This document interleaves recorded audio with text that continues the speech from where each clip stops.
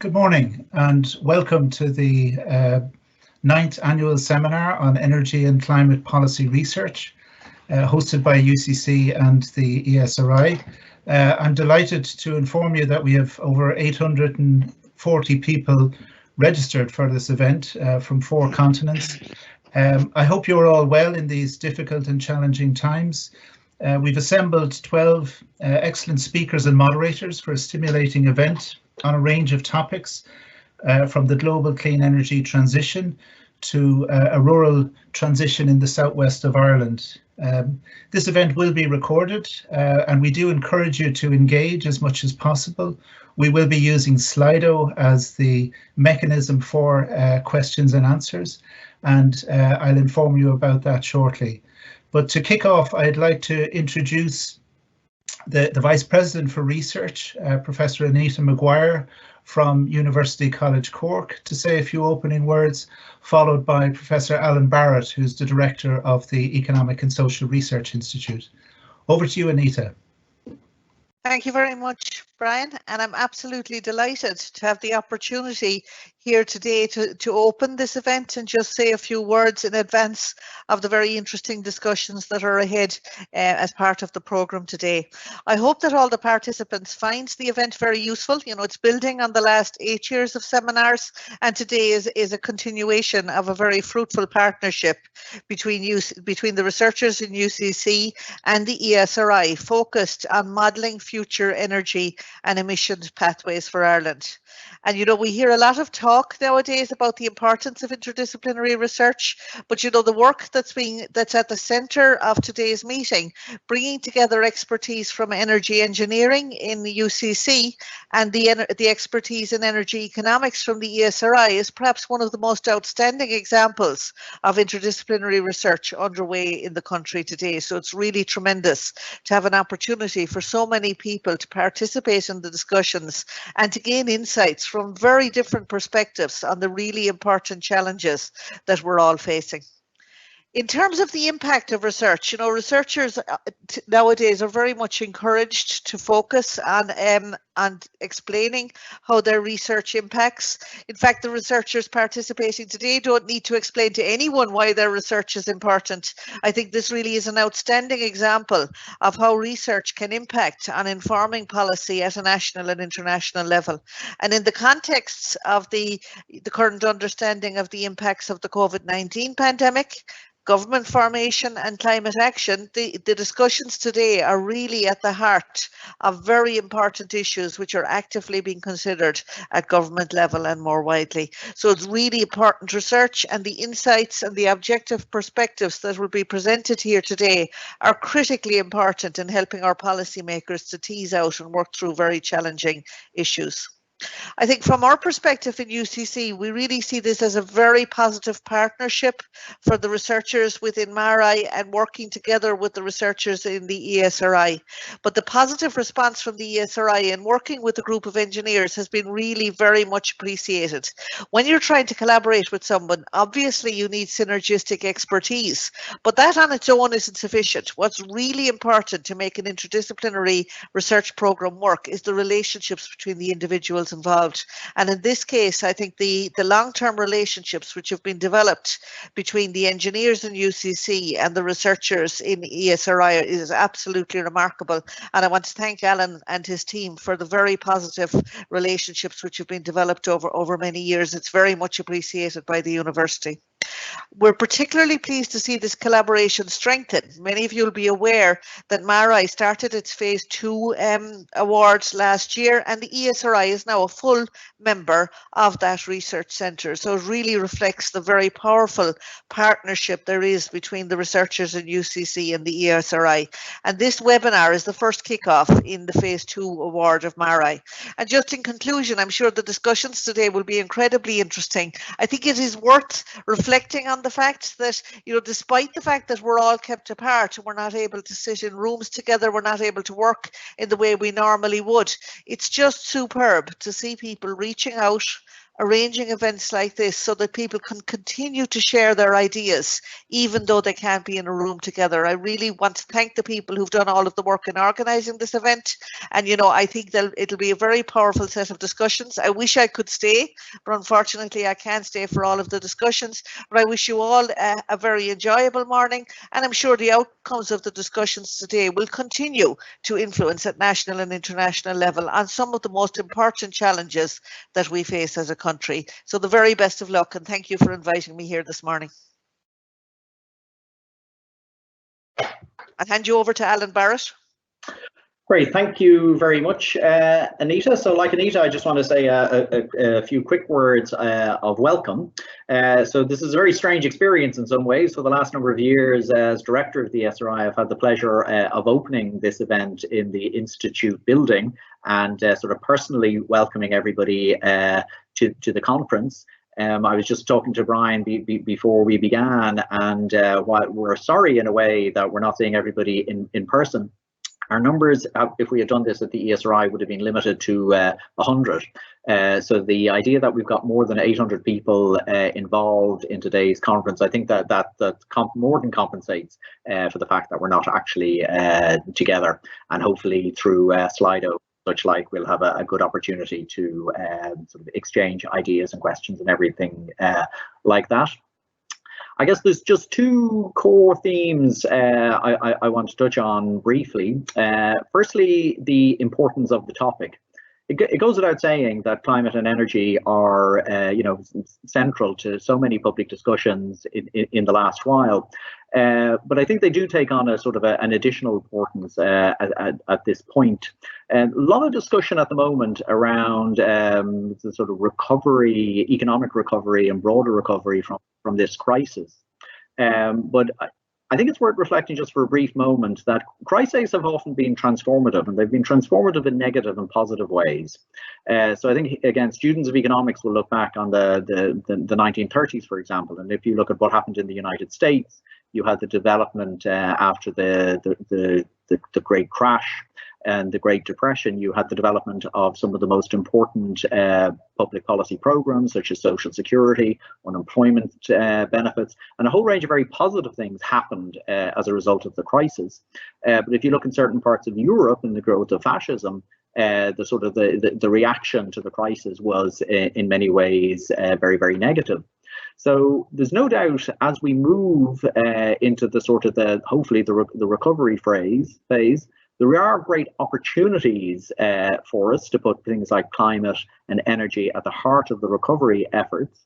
But we can't assume that good things will happen. We have to make sure things happen. And I think the sort of discussions like the sort we're going to have today are really, really important in making sure that there's a strong evidence base for the policies that hopefully we can put in place, again, to ensure that climate and energy are really done well as part of the recovery. So that's on the importance of the topic. The second point I want to make, and this relates to some of the points that Anita made about the value of interdisciplinary research. And just to give a little bit of context to this, two of my colleagues in the economics community here in Ireland, Liam Delaney and Stephen Kinsella, were posing a question on Twitter over the last few days. And the question was, how do you get a group of social scientists, STEM scientists and policymakers together? They were talking in the context of the COVID crisis, but where you have an issue that requires inputs from a range of different people, how do you bring those people together to have sort of good, well-informed discussions? And as I looked at the thread on Twitter, it struck me that the ESRI MaREI relationship and collaboration, it actually provides a wonderful model because not only do we, the economists, and our MaREI colleagues, the engineers, talk to one another and work constructively together, but we've had a great engagement with the policy community over the years. And again, if this event was in the ESRI, I know we'd be talking to our colleagues from the departments and the broader set of agencies, but I know a lot of you are logging in today, and again, I hope we sort of exploit that full range of interaction. So I know Anita said she had to run away. I'm delighted to be able to say I'll be logging off for most of the morning, and very much looking forward to the discussion. So with that, I'll hand back to my colleague Brian. Thank you very much, Alan. And speaking on behalf of MaREI, it's great to have the support of Anita, Alan, and the other institutes that are involved in MaREI. It makes it possible for us to do what we do. So I've indicated that we would like to maximize participation in the event today, and the way in which you do that is via Slido. And I'll pass over now to James Glynn, who's going to take us through how we actually ask questions via Slido. Over to you, James. Thanks, Brian. Good morning, everybody. And I'm going to repeat what Alan was saying. This is a very surreal experience, sitting in Galway. So we want to get as much interaction as possible via this app Slido, which we can do various polls and ask questions. So basically, the first thing everybody needs to do is go to the website slido.com, either on your computer, your laptop, your tablet, or your mobile phone, and you'll be prompted at the login screen for an event code. And the event code is MaREI, M-A-R-E-I. It's not case sensitive as far as I know. And I'm pretty sure it's not case sensitive. And anybody then can ask a question that they feel is relevant or not. And then all the other participants can upvote any question that they see that they really want answered by clicking on the thumbs up in the top right hand corner. So, you know, if there's a critical question that you want answered, give it a click, give it an upvote. So just for an example, Aoife is interested to know where is everybody coming from today. Daniel wants a more question about which Irish energy policies have been most successful and which are the greatest failures. So just to get everybody online and interacting, I'm just going to change this around a bit, and we're going to see if everybody has actually listened and is able to access Slido. So we're just going to ask a question: where are you in your house? Okay, some people are in their bedroom, in their office, some are in London, a family room, and I'll see if I can view results in some other way. But okay, that's great. So we're getting more and more people are saying where they are. They're in the study, in the office, living room, lounge, etc. So we can visualize this in different ways with word clouds, etc. And I'll do that throughout the event.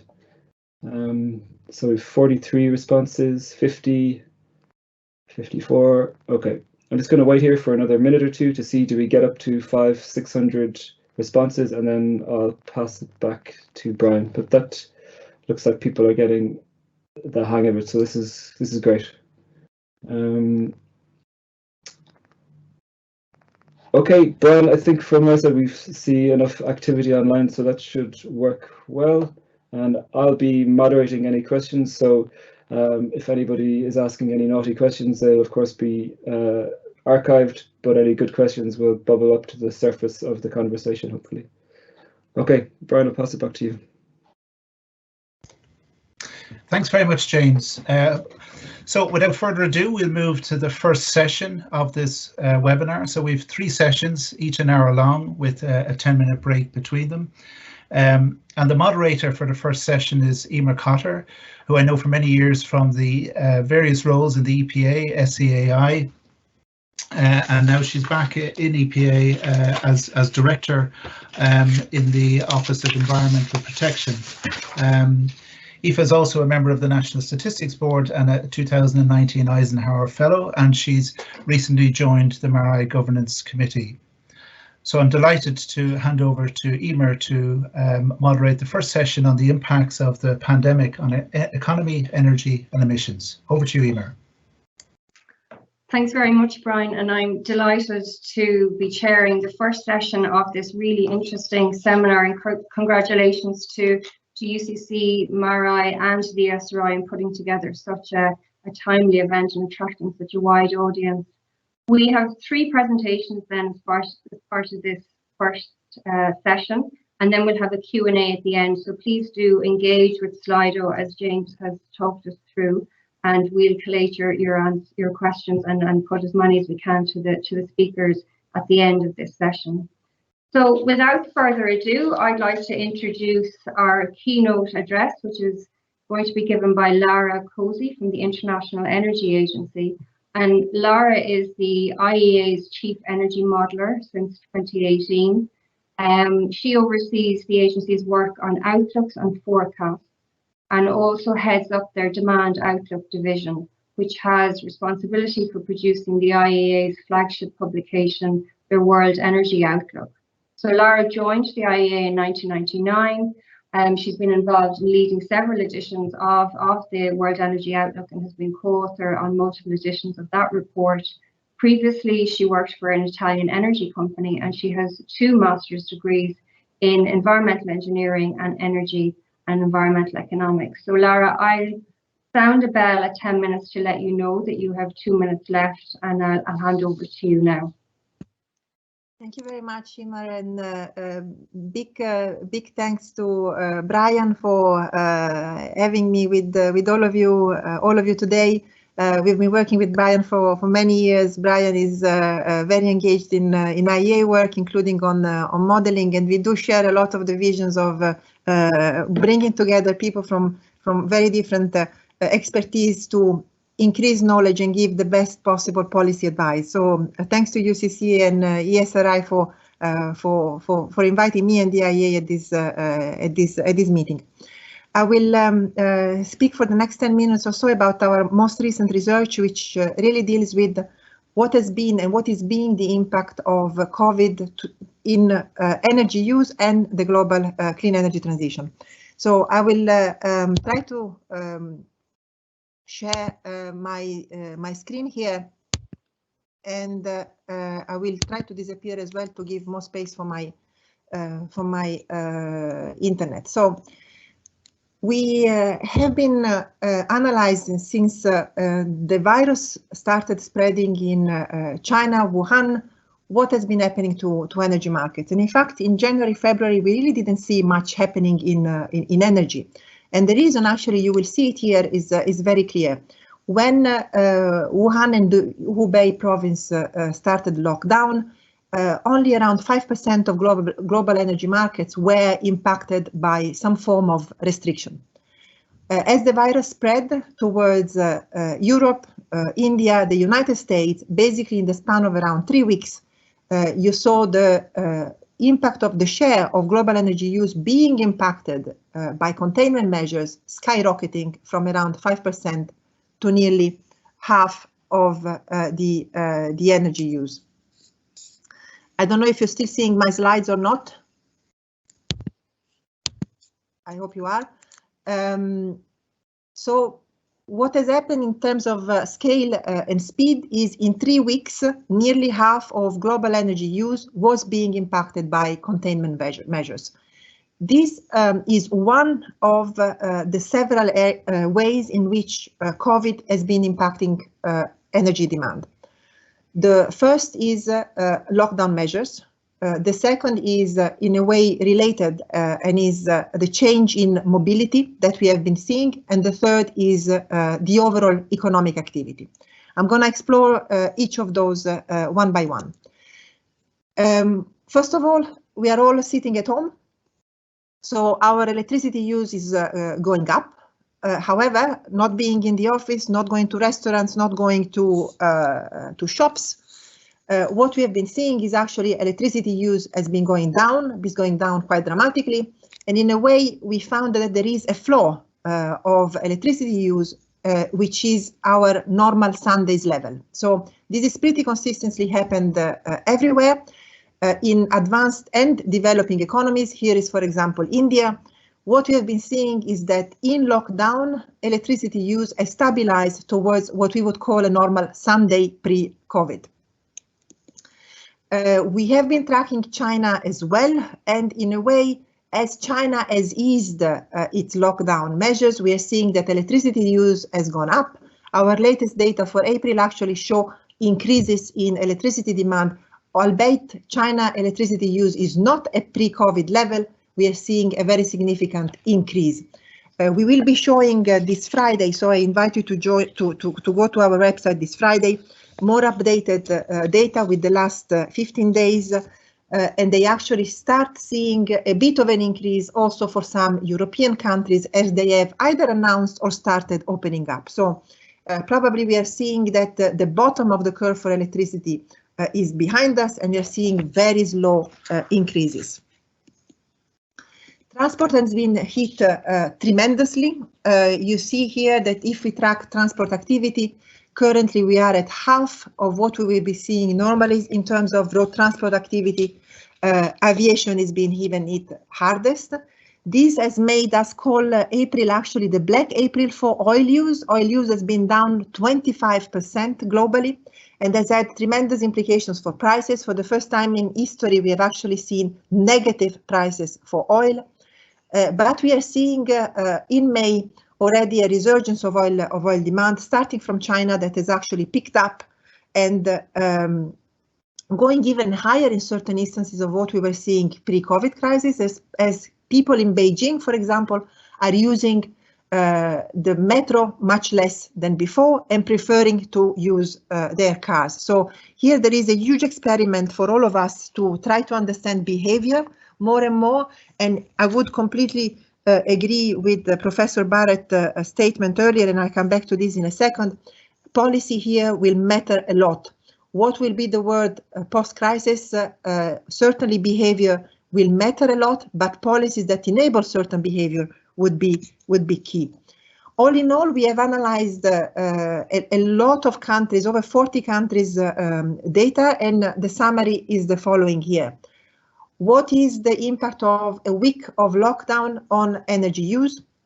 Of course, it depends on the stringency of the measures. If you're just having limited restriction, for example, banning big gatherings and strong or big sports event, then you're just cutting demand by around 8%. But if you go for full lockdown, it's really around 25% decline for each week, which basically means if you take it at the global level, every month of lockdown is reducing energy demand by 1.5 annual percentage points.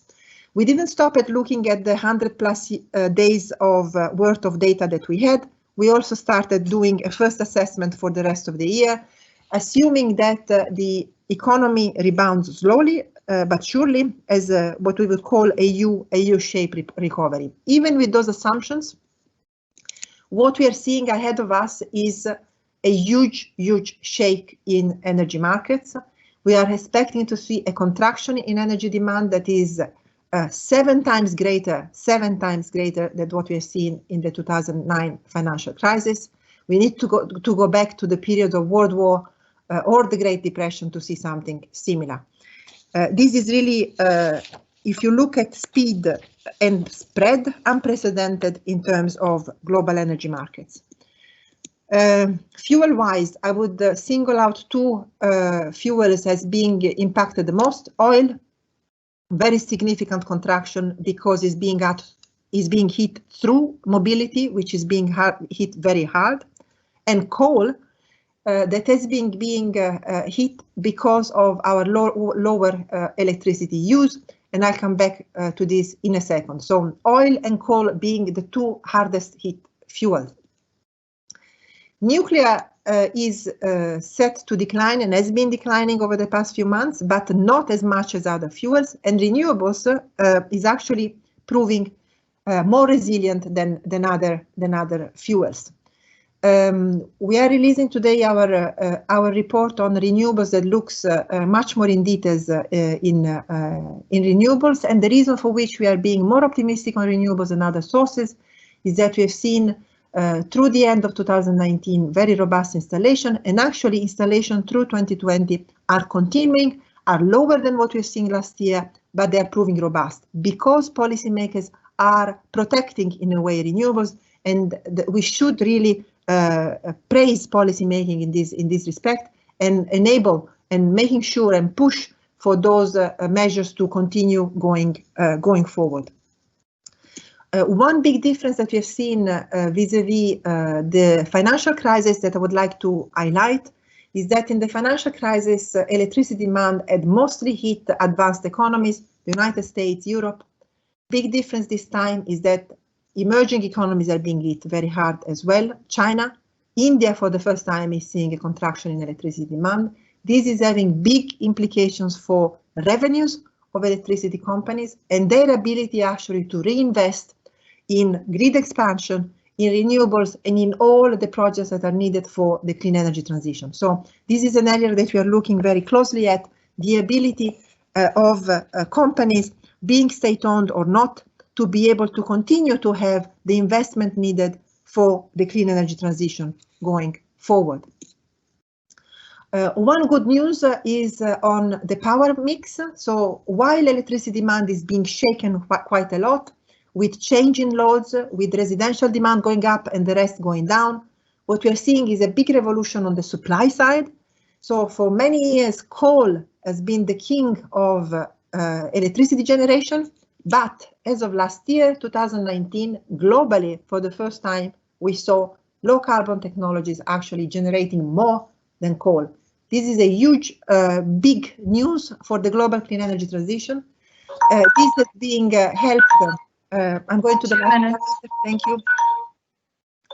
On solar PV and wind having increased quite dramatically because they're becoming cheaper and because policymakers are supporting those technology. What's happening to CO2 emissions? It will not be a surprise for you to see this slide. We are expecting a huge decline in CO2 emissions, but I would conclude with one warning. There is nothing to be rejoiceful about this decline because this is coming to an enormous human and economic cost. The global clean energy transition is actually us being able to maintain high living standards, to maintain health for our citizens, and to maintain a robust economic growth while we decline CO2 emissions. And for this, I think the recovery packages that countries are putting together now, pushing to have the clean energy transition at the center and ensure that those create jobs and stronger economic growth are going to be key to ensure that these that emissions continue to go down, but allowing a most prosperous world. Thank you very much to all of you for the attention.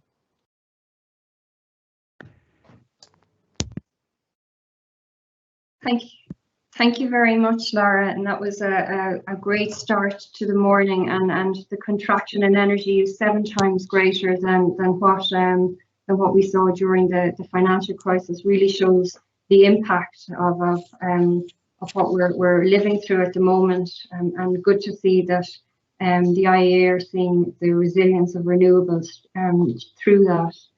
Our next presentation is from Professor Kieran McQueen. Kieran is from the ESRI. He's a research professor at the ESRI who works on the quarterly economic commentary and housing relation projects. So his research interests span house prices, economic growth, and household finance. And he's an adjunct professor both of economics, both at Trinity College Dublin and also at UCC, and is also a current council member of the ESRI. So I'm going to hand over to you now, Kieran, and I'll give you a bell at 10 minutes to let you know where you are. Okay, thanks very much. Thank you very much, Emer, and thanks very much again to the organisers of what looks like is going to be a very, very interesting morning. What I'm going to do is provide you with essentially our first stab at the analysis we did trying to gauge the impact of the whole COVID-19 situation on the Irish economy. This was published in our quarterly economic commentary back in March, and obviously we've been updating the analysis ever since. As Emer said, we do the quarterly economic commentary, and usually what we do 4 times a year, we produce forecasts for the economy for both the present year and next year. This analysis is somewhat different in the sense that we follow the path that a number of other institutions have taken, in that we conduct what we call scenario analysis. And the difference in this context between the scenario analysis and the forecast, if you like, just reflects, I suppose, the sheer uncertainty surrounding the COVID-19 issue, the medical uncertainty, if you like, in terms of how long it would take authorities to get to grips with the issue, suppress the virus, and also the possibility, for example, of a second wave of the virus occurring maybe later in the year or early in next year. So our analysis is subject to certain fairly strong assumptions given the likely path of the virus, and that's why we call it a scenario analysis rather than a forecast.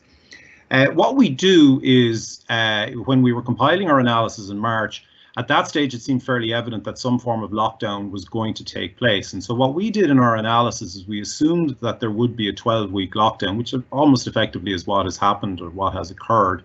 And then, using a fairly granular level assessment, we looked at the various different components of the economy, and we traced through the impact of such a 12-week lockdown on the different components of the economy in areas like consumption, investment, and then the related knock-on effects in the areas such as the labour market and the public finances. And then overall, we came up with our overall assessment of how economic activity was likely to be impacted as a result over the next 6 to 9 months. So it's essentially a demand side analysis because it tends to focus on areas such as consumption and investment. We do look at trade, obviously, because that's a hugely important source of growth for the Irish economy. And then, as I said, we finish off by looking at the implications for the labour market and the public finances.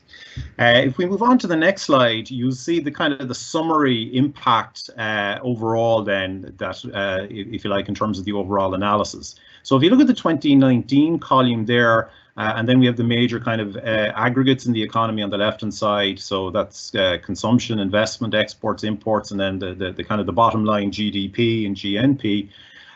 I suppose what's evident is that the Irish economy certainly came into this crisis in a relatively strong position. We had probably the strongest growth rates in Europe on average over the last 7 or 8 years. And even indeed for the first 2 months of the year, January and February, the initial economic data at that point, such as taxation receipts, seemed to indicate that the economy was actually performing very, very strongly at the outset of the year. Clearly, all of that changed. And whilst the government announcement of the lockdown didn't really come into being until late March, it's already evident from some of the preliminary data that we've seen that consumers and households seem to be changing their behaviour even as March was unfolding. So as the spectre of the virus was looming through March, this was having an impact on economic agents in the economy. And so I suppose that's an interesting overall picture. So if I just move on then to look at the individual components and as to how we looked at that. So consumption was obviously one of the major areas in which the Irish economy was likely to be impacted by COVID-19, because if you think of what's occurred, entirely necessary from a public health perspective, nonetheless, the actions that the Irish authorities and indeed authorities across most of the Western world have taken is unprecedented. Essentially, for the first time in living memory, governments and authorities are essentially closing down parts of the economy and are restricting quite significantly economic activity across a broad range of areas. So how did we look at that? Well, we built on an approach that had been taken in the UK some 10 years ago, which was essentially looking at the effect of a pandemic outbreak there. And we built on that. And it was almost essentially a kind of an accounting style approach where we took, in particular in the consumption area, we went in and we looked at the individual components of consumption, and we made assessments as to what the impacts would be of a 12-week shutdown for those individual components would be. Some components, obviously, spending on eating and drinking outside of the home and transport and consumer durables, were going to be impacted very significantly during that 12-week lockdown. Other components, such as eating at home, for example, likely to be actually increased as a result of the lockdown. So we literally went through the individual components, and bit by bit, we essentially gauged what the individual components would look like as a result of the lockdown. Now, we also, of course, had to make assumptions about what would happen after the 12 weeks in terms of how economic activity would, if you like, phase or come back into being through the quarters Q3 and Q4.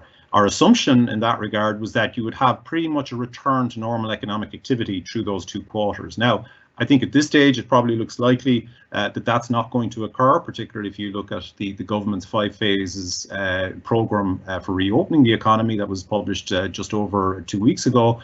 But that was essentially the assumption that we made. And so therefore, then when we closed down certain elements of consumption, we had some elements of consumption rebounding quite strongly after the 12-week pandemic period was over. In the next slide, which is quite small in terms of the print, you can see the various different, if you like, weekly spending profile of the typical household in the Irish economy. You can look at the amount of consumption that they engage in on a normal period, so that's the normal week, and then you can look at the kind of assumptions we made about those kind of consumer items during the pandemic period, which is the 12-week period, and then in the recovery period after the 12 weeks. So we made, as I said, certain assumptions about how those consumption items would be impacted during the pandemic, and then certain assumptions about what they would look like after the pandemic. The next slide then summarizes the overall impact, as we saw it, on consumer expenditure in terms of what was likely to occur for the year. And you can see quite a significant fall off in consumption was envisaged. Now, we had certain different scenarios about the strength of the recovery. And you can see if we had no recovery in expenditure after the 12-week period, consumption would be down 6%, and allowing for a recovery meant that consumption overall was down 4% under the scenario for the year as a whole. If we move on then to look at, for instance, investment, which is also likely to be significantly impacted by the COVID-19 downturn, and you can understand the reasons for that. Again, we went through it almost on a line-by-line based approach. So we took the individual components of investment and gauged their potential reaction under the 12-week pandemic. So, you know, obviously areas such as building and construction were effectively shut down over that period.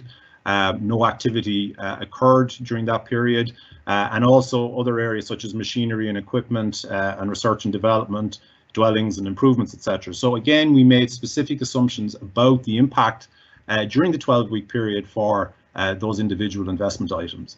Obviously, in terms of investment, and similarly with consumption, there's the physical issue of those sectors and those activities being closed for the period, but obviously a huge element in determining the response of those sectors and determining behavior more generally in those sectors is influenced by uncertainty. And if you have a growing level of uncertainty, as is evident in the economy, that has a negative impact on both consumption and in particular on investment decisions. So that has to be factored into the analysis as well.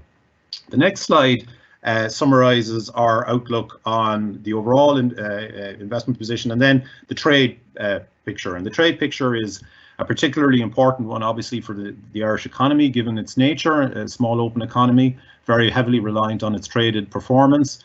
We have been doing a lot of work recently using our macroeconometric model, COSMO, which links in with a broader international network of models to try and gauge the impact of various different recovery scenarios from a global perspective. And again, that's going to have a significant impact on how the domestic economy here recovers. Again, certain elements of trade are going to be significantly impacted in the COVID situation, such as machinery and equipment, business services, tourism, clearly going to be very, very significantly impacted. Other areas maybe less so, maybe slightly more resilient. Medicinal pharmaceutical products, for example, are likely to not be as adversely affected as other areas.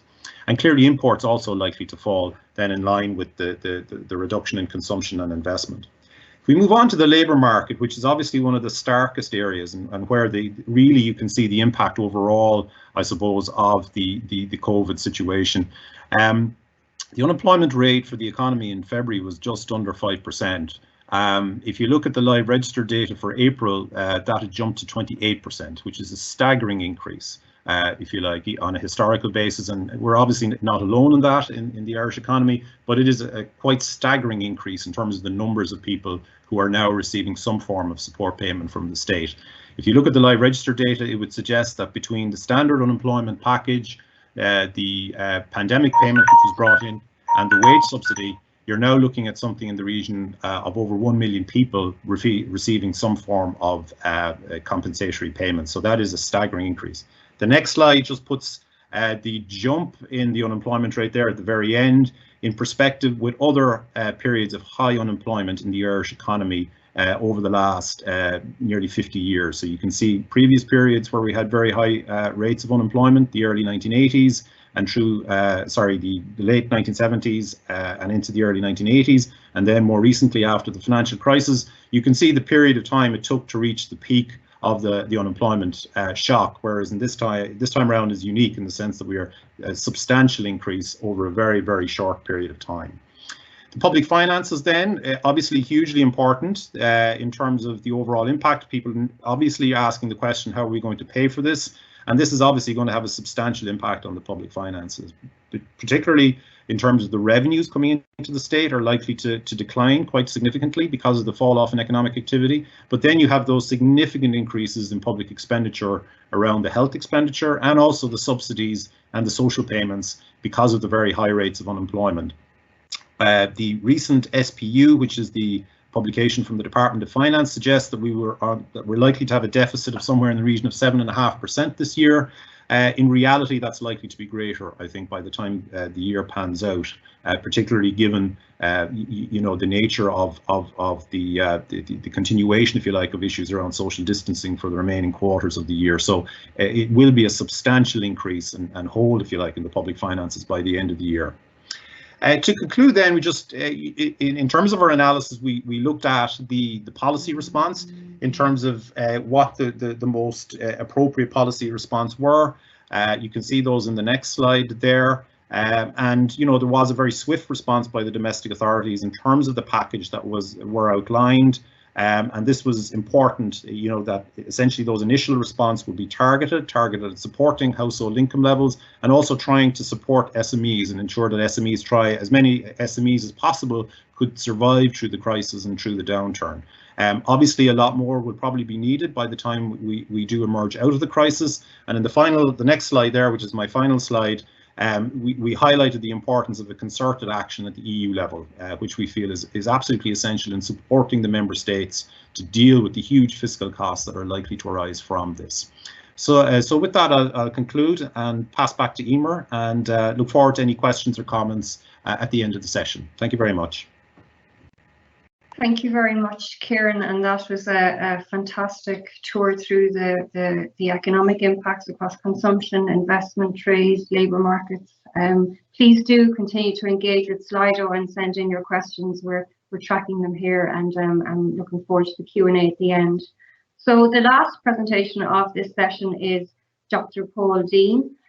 Paul is going to talk to us about the impact of the pandemic on Ireland's CO2 emissions. He's a research fellow specialising in energy at MaREI's Centre in UCC, and he's also a fellow of the Payne Institute in Colorado, and in 2018 was the Royal Irish Academy Speaker in Computer Science.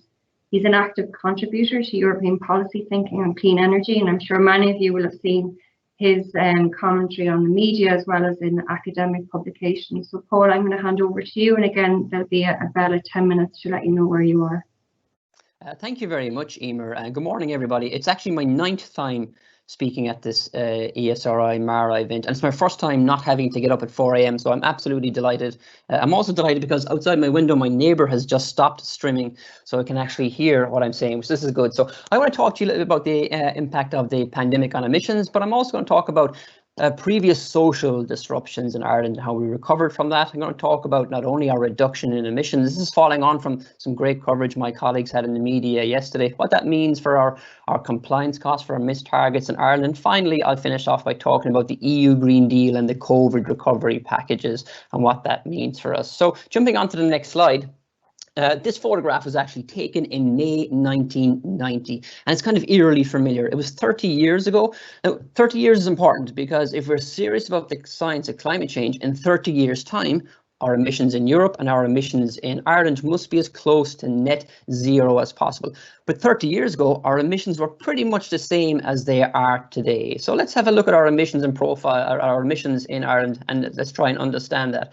First of all, what we're looking at here is all our greenhouse gases from 1990 to today, and the y-axis is the same right across. So we're looking at million tons. Obviously, there's agriculture is the big standout area there, and we're very lucky to have Professor Matthews, Alan Matthews, coming on in the next series talking about agriculture.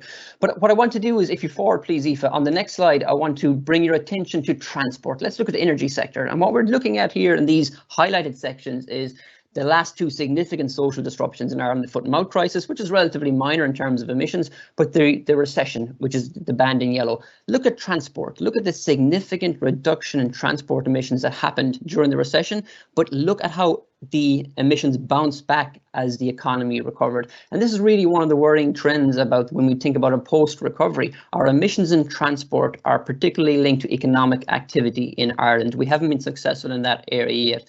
The more active our economy is in Ireland, the more physically active we tend to become, and that reflects significantly in our transport emissions. And I'll be coming back to this about why transport is really one of the core areas when we think of a post-pandemic recovery. So jumping on to the next slide, what we're going to do here is my colleagues yesterday presented some wonderful analysis looking at the expected projections for annual emissions. But what I'm going to do here is break it down, and we're going to compare emissions for the first quarter in 2019 versus the first quarter in 2020. And let's start with the power sector. Now, traditionally in Ireland, it's kind of interesting. The emissions are typically influenced by what happens in money points. So money points are coal-fired burning power station. On a big year, it could emit 3 million tonnes. That could be a quarter of the power sector emissions. But actually in the last 18 months or so at an international level, there's been almost this game of low carbon paper, rock, scissors between coal prices, between gas prices and emissions prices. And in that low carbon game, it's low gas prices wins out every time. So because of low gas prices, most coal-fired power plant in Ireland and actually typically across Europe for the last 12 months so haven't been running that much. So in Ireland, we're kind of left with a residual two-fuel system. We have wind and natural gas. And the reason why emissions are so low for the first quarter of 2020 compared to 2019 is that it's been an incredibly windy January and February. So one of the things I'll be talking about, yes, COVID is going on, it's impacting our energy demand and emissions, but there's lots of other stuff actually going around in the background as well. So we estimate a 9% reduction in emissions. Of that 9%, maybe about 1 or 2% is actually due to the demand reduction due to COVID. If we move on to the next section, transport. Now, transport is one of those areas that has really been significantly hit hard by the lockdown, particularly surface transport. Why? Well, we drive 3 billion kilometres a month in Ireland. When you're not driving 3 billion kilometres a month, you do expect your emissions to drop quite significantly. And we would estimate for Q1 2020 versus Q1 2019, our emissions are down about 19% in terms of CO2 emissions. Now, following on from what Kieran said recently, or Kieran said in the last slide, that will also impact our exchequer. That will reduce emissions. Reduced fuel use also means reduced excise duty from sales of petrol and diesel, and we estimate over the year that there'll be a shortfall in excise intake of about €500 million over the course of the year from fuel sales alone. Moving on to the next section, let's look at home heating. Yes, look, we're all spending a lot more time at home. We're inside our homes a lot more. But again, like the power sector, it's actually been an incredibly warm winter. It's been the warmest winter in a decade across Europe. In Ireland, the first 2 months here were well above the long-term average. So our emissions from our home heating, we don't expect to change too much because of the lockdown. Now, actually, that figure of within home heating is fascinating. What's actually going on at the moment behind that emissions figure of 2%? We have actually sold record levels of kerosene for the first 3 months of the year 2020. Why? Well, the global oil price has collapsed. So today, kerosene for home heating is trading at around 40 to 45 cents per litre. That's cheaper than cheap bottled water. Also, the carbon tax was pretty much well flagged in Ireland coming in May. So there was a big rush to fill tanks. And you could probably, it's a safe bet to assume that most home heating oil tanks are probably full across Ireland at the moment. Now, that will even out, of course, over the course of the year. On the next section, if we look at another area that has been really significantly impacted by the COVID lockdown is aviation. My colleagues and I, we estimate emissions Q1 this year versus Q1 2019 are down by about a third for international aviation. Now, if you're looking at these slides here, you notice there's 2 asterisks on the little aeroplane and on the little power plant. And that's actually a very important distinction.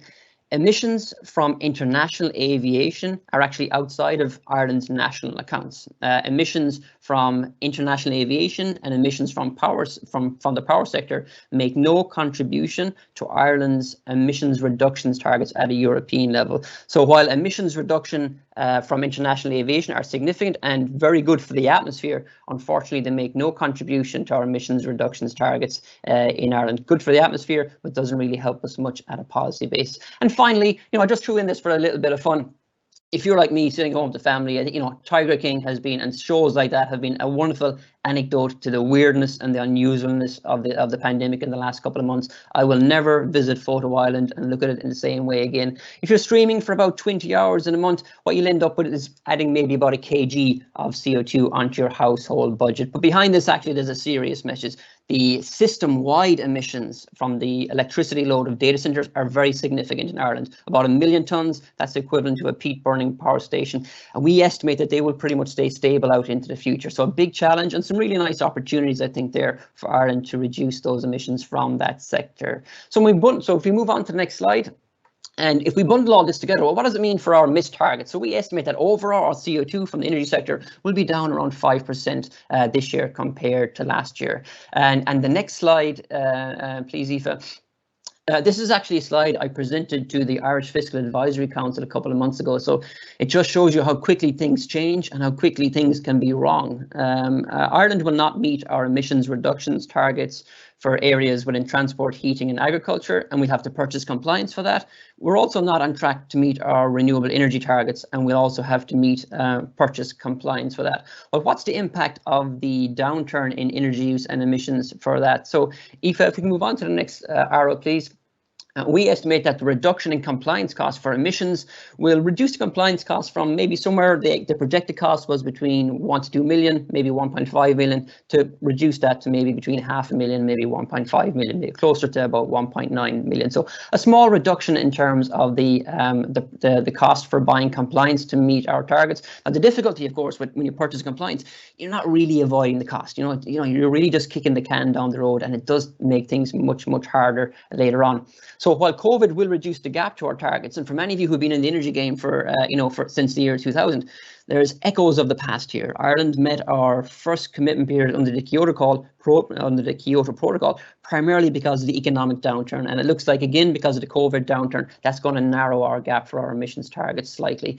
Finally, looking at renewable energy targets, unfortunately, we are also not on target to hit our renewable energy target, and we'll have to purchase compliance, essentially buying credits from people who did more than what they said they would do. And we estimate that the COVID downturn, because the renewable energy target is actually a numerator and a denominator, so that denominator will contract because the overall gross energy consumption will contract, and that will reduce the cost of compliance maybe from 110 million down to around 80 million. So some small savings there and some small things on the upside for emissions. If we just move on to the next slide, please, Aoife. So this morning is actually a very important morning in Brussels. While we're speaking at the moment, the College of Commissioners are meeting and they're discussing stimulus packages for post-pandemic COVID recoveries. Now, these stimulus packages will be green, they will be clean, and part of the strings that will be attached, and of course there should be strings attached to these things, will be a requirement for member states to sign up to a greater level of climate ambition. So there will be stimulus packages post-COVID requiring a green, strong build back, but also commensurate with that will be an increase in the level of climate ambition. So moving on to the next slide, let's look at the current level of climate ambition in Europe, and let's try and understand how that impacts Ireland. So at a European level, the current target for 2030 is a 40% reduction in all greenhouse gas emissions. Now that's actually split into two kind of legislative pillars. There's an emissions reductions overall targets for the non-ETS sectors. Thanks, Emer. That's actually the sectors are power plants and industry, and essentially they can pollute, or else they can procure green energy if they want. But for the member states like Ireland, the really important targets are what we call the non-ETS targets. That's our emissions responsibilities for our transport, our agriculture, and our home heating. And Ireland's target for 2030 is a 30% reduction. Now, the Climate Action Plan actually came up with measures and means looking to see how we can hit that 30% reduction in those emissions sectors. Now, remember in the last two slides, I said Ireland is going to miss our targets for 2020. Unfortunately, we didn't come anywhere near our targets for 2020. So our target for 2030 of a 30% reduction is already quite significant. So if these green recovery packages associated with the post-COVID require a greater level of emission, what does that mean for Ireland?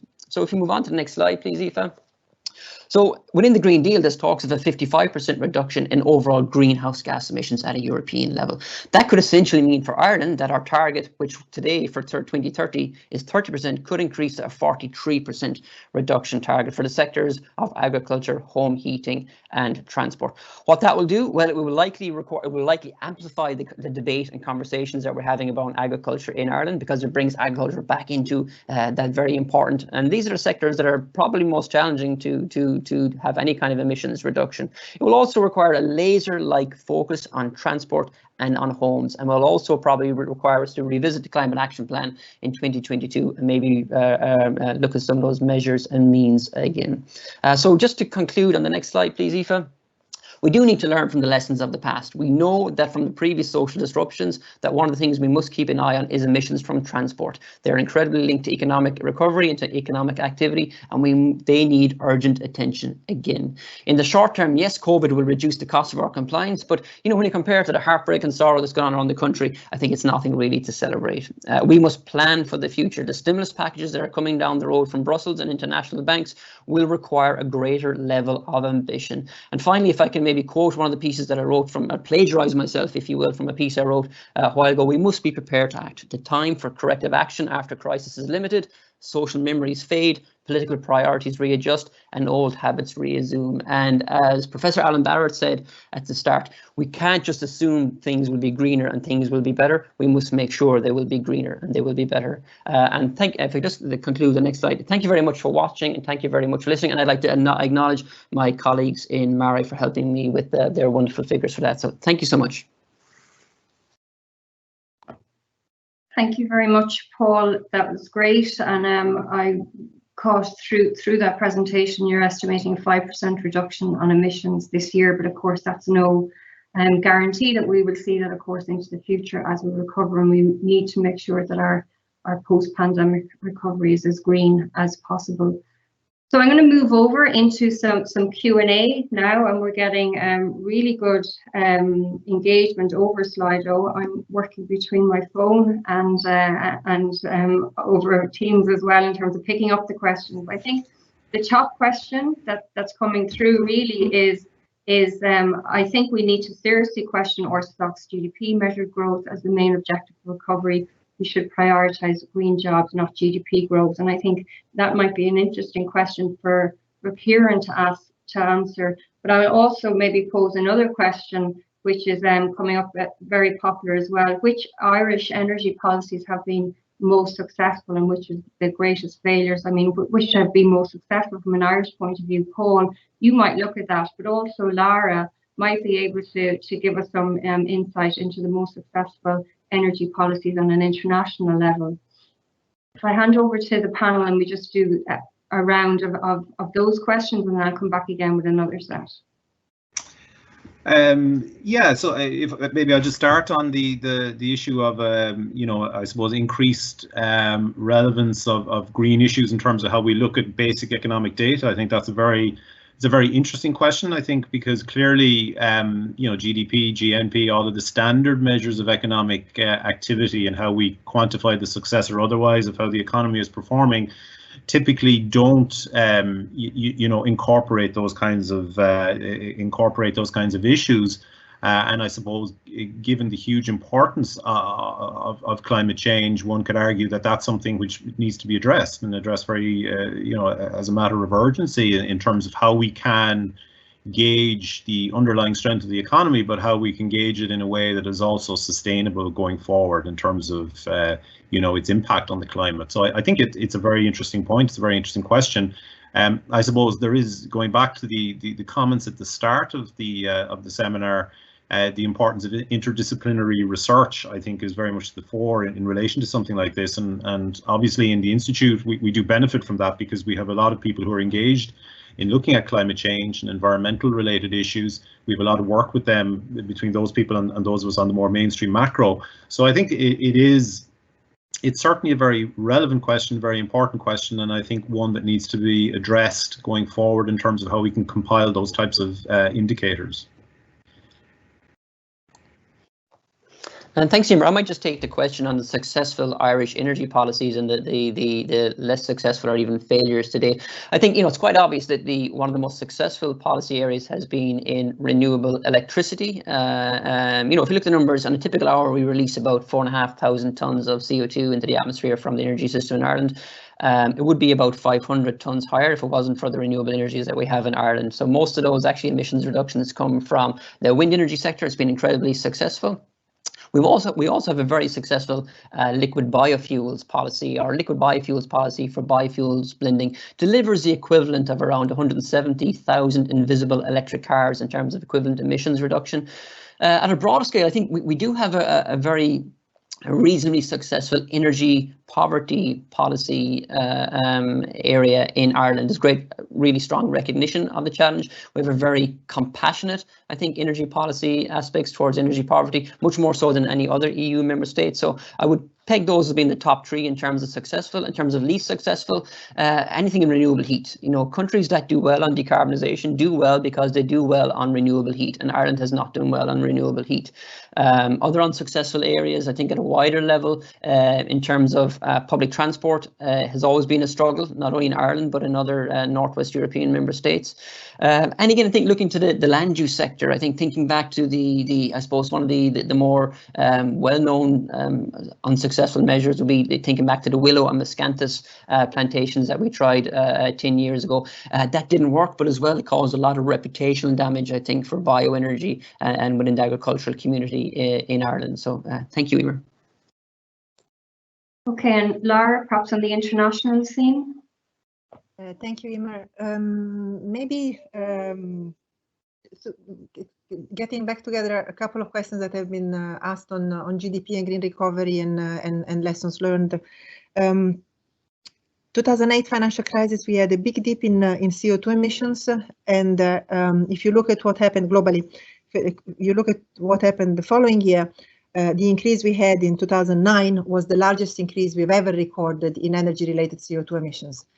These actually showed that the stimulus programs that were put in place back then did not manage to decouple economic growth and CO2. So I think we can do better this time, and we have to do better. We have no choice, in fact, than to do better. And I think what we have done in the past 10 years has laid the ground for us to be able this time around to fully decouple growth and CO2 emissions. Paul mentioned solar and wind. Those are cheap now. We can push ahead very strongly with that. Is the time to actually go to the next generation of technology, so hydrogen, biogas, etc. Is it the time for us to put in opposition jobs and growth? I am not sure. I would caution that view, especially looking at billions of people that are currently living in poverty, including in Africa, India, parts of Asia, where most of the global emission growth is set to come. We are doing an analysis now that actually shows that we could, if the right policies are put in place, we are in a very good position not to choose between one or the other. I conclude with one thing. I've seen the name of Hannah Daly in a presentation that Paul just made, and I just want to say to Hannah that we've been doing a lot of work on emerging economies, and this really links back to the importance of growth and employment, even for those countries. And I take the opportunity to say hi to Hannah. Okay, thank you very much for the questions. Right, well, we've lots of questions coming in, and I'm just picking up a few of them to say they'll all be collated at the end of this and answered by the presenters. So your question will be answered. One question that's come in that's caught my eye.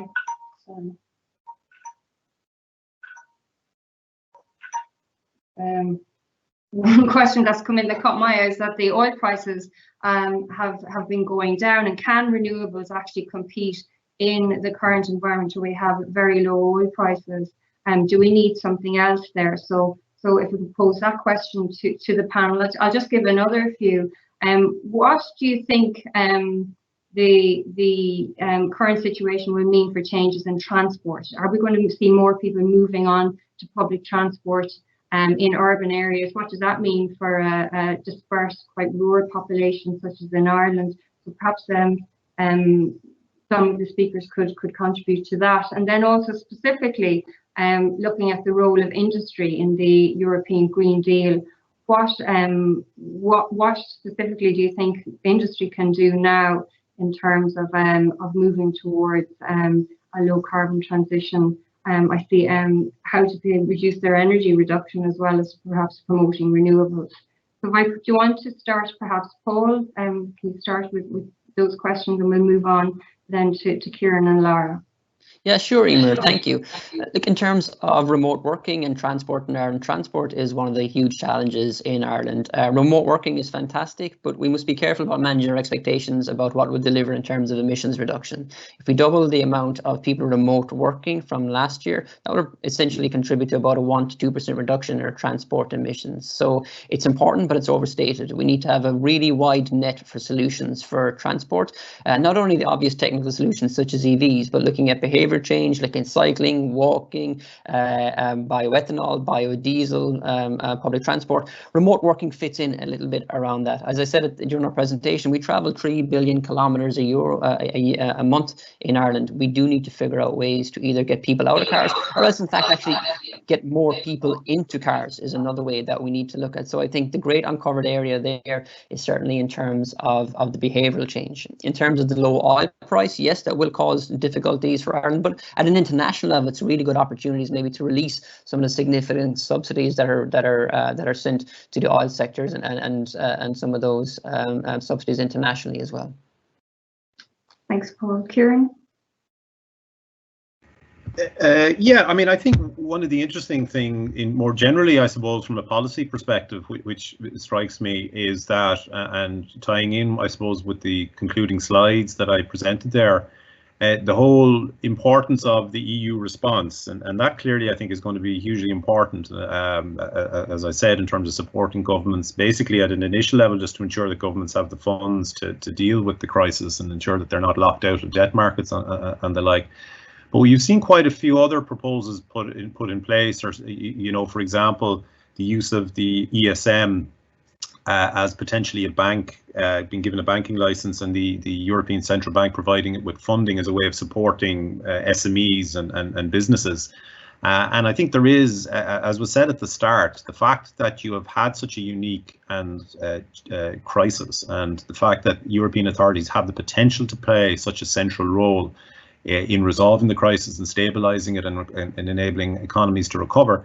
It also gives them an opportunity, if they wish, to tailor those supports to encourage more environmentally friendly behaviour and activities in industry. So there is that opportunity there, if you like, for particularly European policymakers to kind of influence the nature of the recovery in terms of the kind of incentives they can put in place through these support mechanisms. Okay, thank you, Kieran. And Lara, would you like to add anything specifically on the transport question, looking at the oil prices and how that impacts wider renewables deployment and also on the industry side? Yeah, very briefly, completely concur with what Paul said on the role of telework and the impact that could have on oil use. It's significant, but it's not huge. So we should really look at the numbers very carefully before jumping to conclusions. I would add to that what we are seeing actually, that the worries that people have in going back and using public transport while the COVID crisis is still in place, what we're seeing in China is exactly the opposite, that actually cars are being used much more. So if this continues and social distancing continues, the risk is that we will see a rebound actually in oil use. So I think that policymakers' attention into green zones, cycling, etc., should really be put very, very high on the agenda. Second, on the risk of oil prices vis-a-vis renewables, not so worrying for the existing ones, because the merit order in electricity will still continue to favor renewables. We need to watch very carefully on the new installation, and I'd say that policymakers, we have all we know what to do. We know that the auctions would work very well if we continue to do auctions just for renewables. So again, huge from both angles. One lesson only: policymakers' role now is more important than ever. Okay, well, thank you for those really thoughtful responses. We're coming to the end of this session. I guess one question that's jumped out at me is, and it's a summary question for everyone. What are the main lessons that we can learn from this pandemic that we find ourselves in? So if it just, I mean, it's your chance to kind of summarize overall, what is the one thing that you would ask policymakers to think about if you were in that role and you were actually formulating policy? Paul, here, connect the window. Yeah, no, yeah. In terms of transport, again, I think we need to learn from the lessons of the past. The last recession showed, as we came out of the recession, how transport emissions escalated. We really need to get on top of that, and that must not happen again. Okay, great. Kieran, I just go back to the comments that I made a minute ago. I think, given particularly that European institutions may have a very important role in the coming months and years ahead in terms of how we react to this crisis, then I think they clearly also have a potential to shape the kind of recovery that we may see across the euro area and Europe in general. Great, thank you. And Laura, you're the final word in this session. Thank you. Maybe really the value of clean air. We have all get to really appreciate what does it mean when cities are not so polluted. Getting this value incorporated into policymakers going forward would be really excellent. Yes, that's great, and that's of course a very important point, looking out beyond greenhouse gas emissions to the other environmental benefits. Well, look, thank you very much to our three speakers for, first of all, keeping to time so diligently. We're under a tight schedule. Thank you for really interesting presentations. I think it's a fantastic start to the morning, and for the audience engagement over Slido. Many of the questions are relevant to later sessions, so they may come up later, and if not, as I say, they'll be collated at the end of the session. We're going to finish now and have a 10-minute break. So everyone can have a cup of tea, and we will reconvene at 10:50 a.m. Thank you very much. Thank you.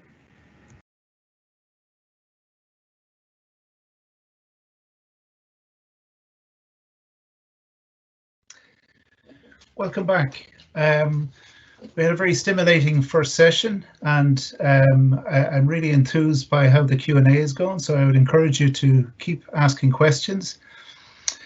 We're moving on to the second session. We had hoped to have MaREI Donnelly moderating this session. Unfortunately, we couldn't get the technology to work, so I'm going to step in MaREI's place, and MaREI sends her apologies. She was looking forward to moderating this session.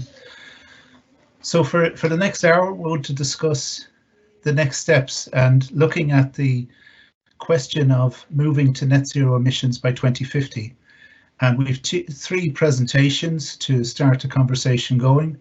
One focusing on comparing low emissions with high renewables from a scenario analysis perspective. We're going to have a discussion about hydrogen and also about mitigation and policies in agriculture. So the first presenter in this session is Dr. Fionn Rogan. So I'm delighted to welcome Fionn. He's a Senior Research Fellow in the Energy Systems Modelling within the EPMG at UCC and MaREI. And Fionn is currently leading a project with a team providing analysis for the Department of Climate Action on climate and energy policy. He's a long interest and experience in energy systems modelling, including also ex post analysis of energy policy measures and energy innovation. And Fionn's presentation is titled, "Should we aim for zero CO2 or 100% renewable energy?" Over to you, Fionn. Thank you. Thank you, Brian. Hello, everybody. Thank you for attending today. So the title of my presentation, which was prepared jointly with Shufeng Yu, should Ireland aim for zero CO2 or 100% renewable energy supply? We know that renewable energy contributes a lot to reducing emissions, but in the longer term, for ambitious targets like zero CO2 or 100% renewable energy, how will these two approaches interact? So why does this framing matter? So these are some of the questions that we've posed in this analysis and that I'll go through in this presentation. So what is our destination for the Irish energy system? Are we talking about low CO2, zero CO2 or 100% renewable energy? If we establish the destination, there are a number of pathways to get to this destination. And what might these pathways look like? Will we include all technologies? Will we exclude some, for example, CCS, carbon capture and sequestration? Nuclear? Will we include bioenergy? Will we have a pathway that's renewable energy only or even renewable electricity only? And depending on what pathways we choose to explore, this could have different outcomes on our destination. So there might be some perverse outcomes that we wouldn't expect. This analysis should help to reveal those. Our climate policy targets might be more or less feasible depending on the pathways, and there could be implications for the energy system costs. So we'll explore all those in the presentation. Next slide, please. So some of the framing that I've used in this presentation of renewable energy or CO2. So some of the policy context I'll talk about now. So the Green New Deal, which was launched by Alexandria Ocasio-Cortez, a high-profile US politician, had a number of ambitious policies, and one of them was 100% renewable electricity by 2030 for the United States. And this has an associated campaign of 100% renewable energy, and particularly in the US, where it has a lot of high-profile celebrity endorsements, and you can see a picture of a New York parade there. Next click, please. And there's the 100% renewable energy, but there is also some who are promoting a Green Deal, which is based around climate neutrality or carbon neutrality. And we have the former Energy Secretary in the US, Ernest Moniz, and he launched his Green Real Deal. And the European Commission have their European Green Deal, which also emphasizes climate neutrality. So here we have two contrasting approaches in the policy arena about renewable energy or decarbonisation. Next slide, please. This has been analysed. US energy modelling analysts have looked at pathways for 100% renewable electricity. And on the left-hand side, there's highlighted a analysis done by Professor Mark Jacobson, a professor in Stanford, California. And he looked at, for 139 countries, meeting all their energy needs with only wind, hydro and solar power. So all our heat and electricity and transport needs met from these electricity sources. So this was very ambitious, and it was analysed and critiqued by Christopher Clack, the paper on the right-hand side, which noted modelling errors and heroic modelling assumptions, particularly around the role of storage. In response, Mark Jacobson was not happy, and he sued the authors of the critique for $10 million, which was quite a dramatic response and gained a lot of notoriety. And so we're moving on to the next slide, please. So we have done some, there has been analysis of this in Ireland, and this has, so some of this was done by David Connolly on a 100% renewable energy system, and some of the decarbonisation work has been done by UCC. So these were, fortunately, none of the authors here have sued each other. We're all quite collegial. But in terms of comparing one study from the other, they were done with different modelling systems, different sets of assumptions, so we couldn't get any real insights into the differences between 100% renewable energy and zero carbon emissions. So on our next slide, I'll show the modelling approach that we're using in this study. So this is the integrated whole energy system model. So it's using the TIMES software. We call it the Irish TIMES model. So it's a model of all of Ireland's energy needs, a detailed technical and economic model. So it looks at heat, electricity and transport. It's got 1,600 different technologies. And we impose a constraint on this model for the year 2050, and we can get a pathway to the year 2050 to achieve a certain target. So how can Ireland achieve a 100% renewable energy system? How could Ireland achieve an 80% reduction in emissions or 100% reduction in emissions? This model can give us insights into the technical pathways that we can undertake to reach these targets. Next slide, please. Now, we are using a modelling framework, but we know that all models are wrong, but some are useful. And what this protester in Michigan from a number of weeks ago, he didn't get his second sign right. He didn't say some are useful. So our model doesn't include behavior, as we can see, sometimes is inscrutable, but it makes simplifying assumptions about the economy. But we do get some insights nonetheless into what kinds of pathways we could go on. So next slide, please. And like Kieran mentioned earlier, we're using scenario analysis to explore the future. The sets of scenarios that we've used in this analysis are here. So we have a reference scenario that projects the future without any great policy constraints. Then we have ensembles of scenarios where we look at incremental targets of renewable energy share, so hitting 25% renewable energy share in 2050 and all the way up to 100% renewable energy share in 2050. Then we look at an ensemble of scenarios for increasing decarbonisation targets, and we can compare the analyses from these scenarios. And in addition, we also look at a number of sensitivity scenarios around bioenergy supply and variable renewable electricity. And finally, we do a host of sensitivity analysis on all of these, on all of our assumptions to test the robustness and test the uncertainty of our findings. So next slide, please. So this slide will show some of the interrelatedness of our analysis. So in terms of the overall feasibility of high levels of renewable energy supply in 2050, we know that will be influenced by how much bioenergy there is available and how much variable renewable electricity can be achieved on the system at any one time. So at the moment we have some indigenous bioenergy and we import some bioenergy, and there is also around a third of our electricity comes from renewable electricity, mostly from wind, and that is expected to increase. So here we show that if in a scenario where we have a medium supply of bioenergy and we have a maximum share of renewable electricity as 50%, then we can achieve an overall renewable energy supply of 94%.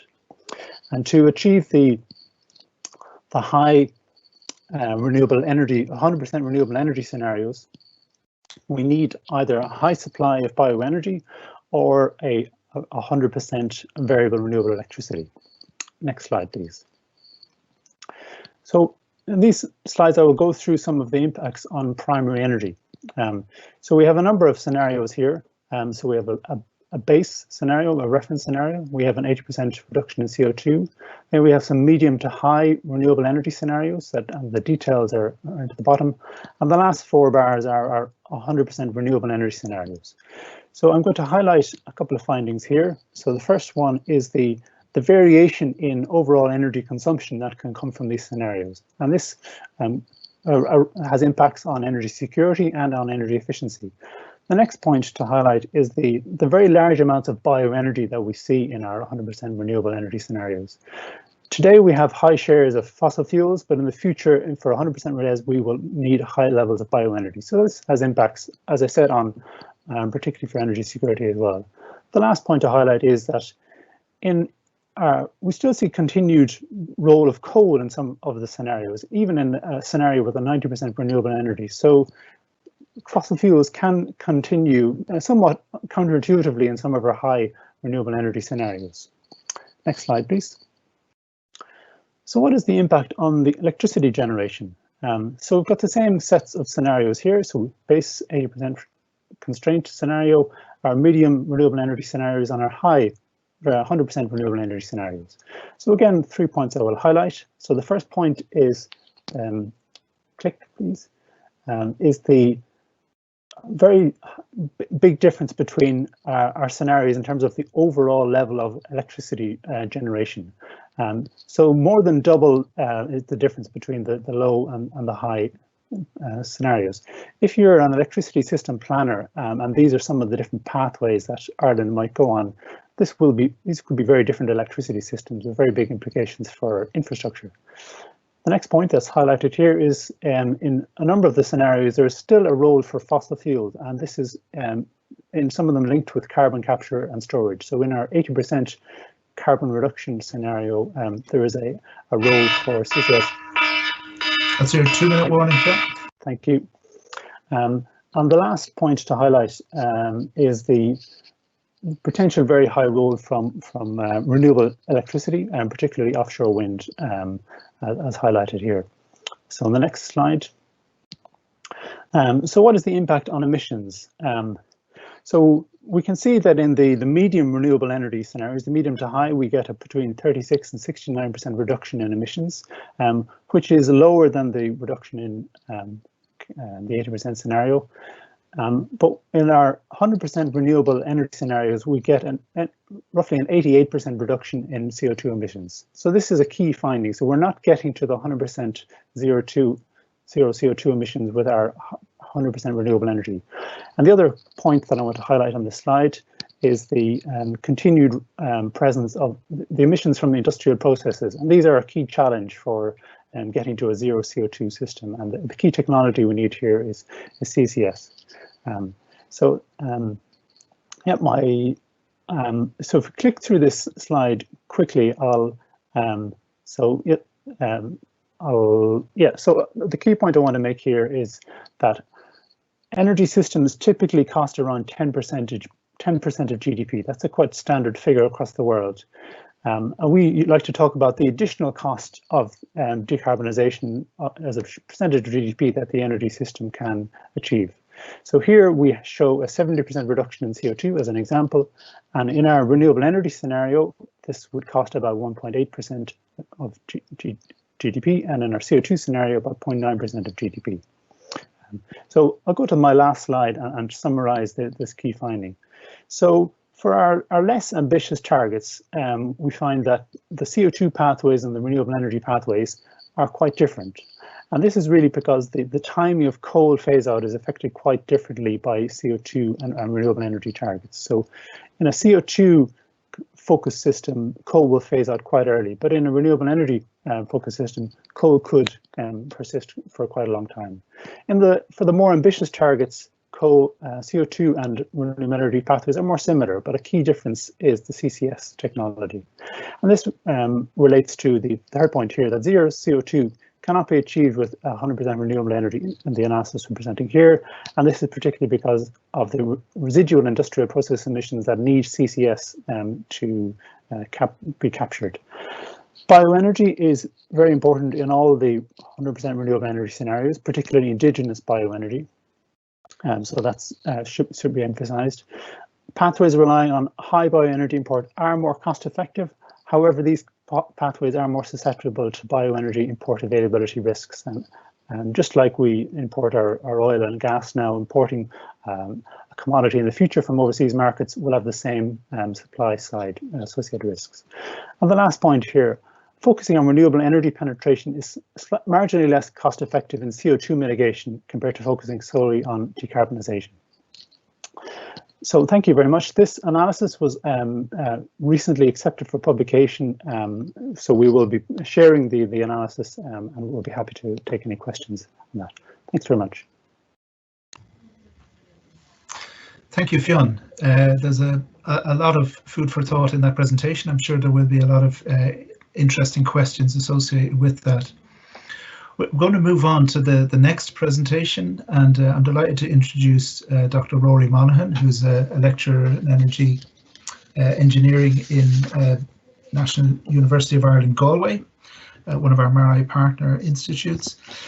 And Rory also, in addition to the significant research that he leads, he also runs the energy engineering programme in Galway.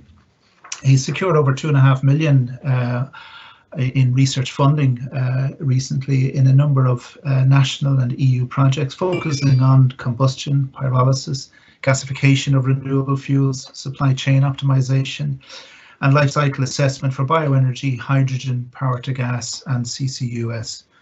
And Rory is going to talk to us today about the future role of hydrogen. Rory, I'll hand you the floor, and in about 10 minutes you'll hear a bell which is warning you that you have 2 minutes to go. Over to you, Rory. Thank you. Great, thanks very much, Brian, and hello everyone from a sunny Connemara. It's nice when that happens. So yeah, I'm going to talk about the role of hydrogen in a future energy system, and this will be mostly a review of the kind of the state of the art of hydrogen, but I'll also talk a little bit about some work that's going on in Ireland right now too. So as Brian pointed out, I'm a funded investigator in MaREI, and I actually started my research career on hydrogen back in 2003, but it essentially disappeared from my research agenda until quite recently, and that's sort of something that we've come to see with hydrogen research and hydrogen technology in general, is that it tends to go in cycles, and we're We're certainly in the middle of a hydrogen cycle right now. So next slide, please, Aoife. So I was asked in preparing this talk, would I address these 3 key points, or the first 3 key points here. And so that's how I'm going to structure my talk. And I have just given a little bit of consideration on what Ireland is doing in hydrogen. Ireland is quite late to the hydrogen game, but there are some activities underway here. So I just want to give a quick overview of some of those towards the end. Next, please. So a tiny bit of background first. I think most people will be familiar with this, but just on a very superficial level, when we talk about hydrogen in the energy system, what do we mean? Well, hydrogen is not a fuel. That's the core thing that I want to get across in this presentation. Hydrogen is what's called an energy carrier. So we shouldn't be necessarily comparing hydrogen to coal or oil or gas. We should be considering hydrogen as something equivalent to electricity. It's something that we create by doing work, and it's something then that delivers a certain useful form of energy. So when we talk then about renewable hydrogen, or some people use the term green hydrogen, I'm going to try and avoid using that term because there's a whole rainbow of colors concerning hydrogen production methods that I find personally quite confusing. But when we talk about renewable hydrogen, we're essentially looking at using renewable electricity, combining it with water in a device called an electrolyzer, and we produce oxygen and hydrogen. And if our electricity is renewable, our hydrogen is renewable. Go forward one, Aoife, please. Now, that electrical production of hydrogen is only responsible for about 5% of the world's hydrogen production. The vast majority comes from essentially cracking hydrocarbons, and those hydrocarbons are predominantly natural gas and coal, and they have got a carbon footprint. Now, that's how we produce hydrogen. If we go forward one more, we have how we can consume it. We can consume hydrogen to produce energy. We can burn it in engines to produce electricity, power, or motion. Going forward again, we can combine it in fuel cells, which are a much more efficient way of producing electricity directly. Going forward again, we can also just burn the hydrogen with air in burners to produce heat. So once we have it, it's versatile, and it becomes, as I said, it's like electricity in that we use it to carry energy, but it becomes useful for other energy products. So going forward then, why are people interested in hydrogen right now? Well, this is a very busy graph taken from the Hydrogen Roadmap Europe that was prepared last year. And it's essentially saying that if we compare the total pathways of EU emissions, taking all of the commitments up to 2050, we are short about 1 billion tons in emissions gaps. We have a shortfall of about 1 billion tons of carbon if we are to reach the 2 degrees of warming scenario. Research done within Europe has identified that hydrogen could contribute to closing 50% of that gap. And if you look on the right-hand side of this graph, you'll see some of the sample sectors that hydrogen could contribute in that decarbonisation. And what most of these sectors have in common is that they are hard to abate sectors. They're sectors that, in general, electrification alone will find very difficult to achieve. So things like aviation, like shipping, like long distance heavy transport, industrial energy use at very high temperatures. These are things that electrification is going to struggle to do. And hydrogen provides a potential route for that. So going forward again, please. So how can we use hydrogen to integrate these variable renewables going forward? Well, this is just some sort of talking points. I won't go into huge detail on them, but we can use hydrogen in many modern gas turbines. So about half of Ireland's electricity over the year is generated by burning natural gas in highly efficient combined cycle power plants. Hydrogen can offset 50 to 60% of the natural gas going into those turbines. So it's possible to do that if we have hydrogen in the gas grid. Backup and off-grid power is quite interesting. We can also use hydrogen, and I'm going to show this in the next slide, but just not go forward quite yet. Sorry, Aoife. Is that hydrogen is an interesting option for long-term and large-scale energy storage. It's also becoming, it's also coming under investigation as a supplement to the electricity grid in long distance energy transmission, and I'll talk about that as I go forward. So on the next slide, what do I mean by long-term and large-scale energy storage? Well, this is a figure taken from the IEA's Future of Hydrogen report that was released last year, and it shows a very interesting trend among energy storage technologies. The key things that identify hydrogen as an energy storage is that it has got a low storage efficiency, and that if you charge and discharge a hydrogen energy storage system, you lose a lot. You lose the majority of the energy going into it. So short cycle times, lots of charging and discharging does not suit hydrogen energy. So that's what you see on those graphs. You see the yellow and green lines, which are hydrogen-based storage systems, having a very high cost of energy for low discharge durations. As we look at longer term, and so they can't compete with things like lithium-ion batteries. As we look at longer term energy storage, the fact that hydrogen has got very, very low self-discharge means that hydrogen can be very cost effective going out to very long storage times. So as we get to the weeks, months, seasonal storage, hydrogen is projected to be a much cheaper form of storing energy than some of these other options. So going forward again. Hydrogen then is seen as a way to integrate different aspects of the energy sector, being called sector integration. This is going beyond just simple energy storage as we currently understand it. As we currently understand energy storage, this would be electricity being stored and then going back to electricity again. When we talk about sector integration, we're talking about storing electrical energy as hydrogen and bringing that energy out of the electricity system, being used to decarbonize transportation, heat in buildings, industrial energy use, and feedstock. So this graph really sums up mostly why hydrogen is such an interesting prospect for the energy system. Transmission of energy over long distances using ships, and storage and coupling into other sectors. So moving forward again.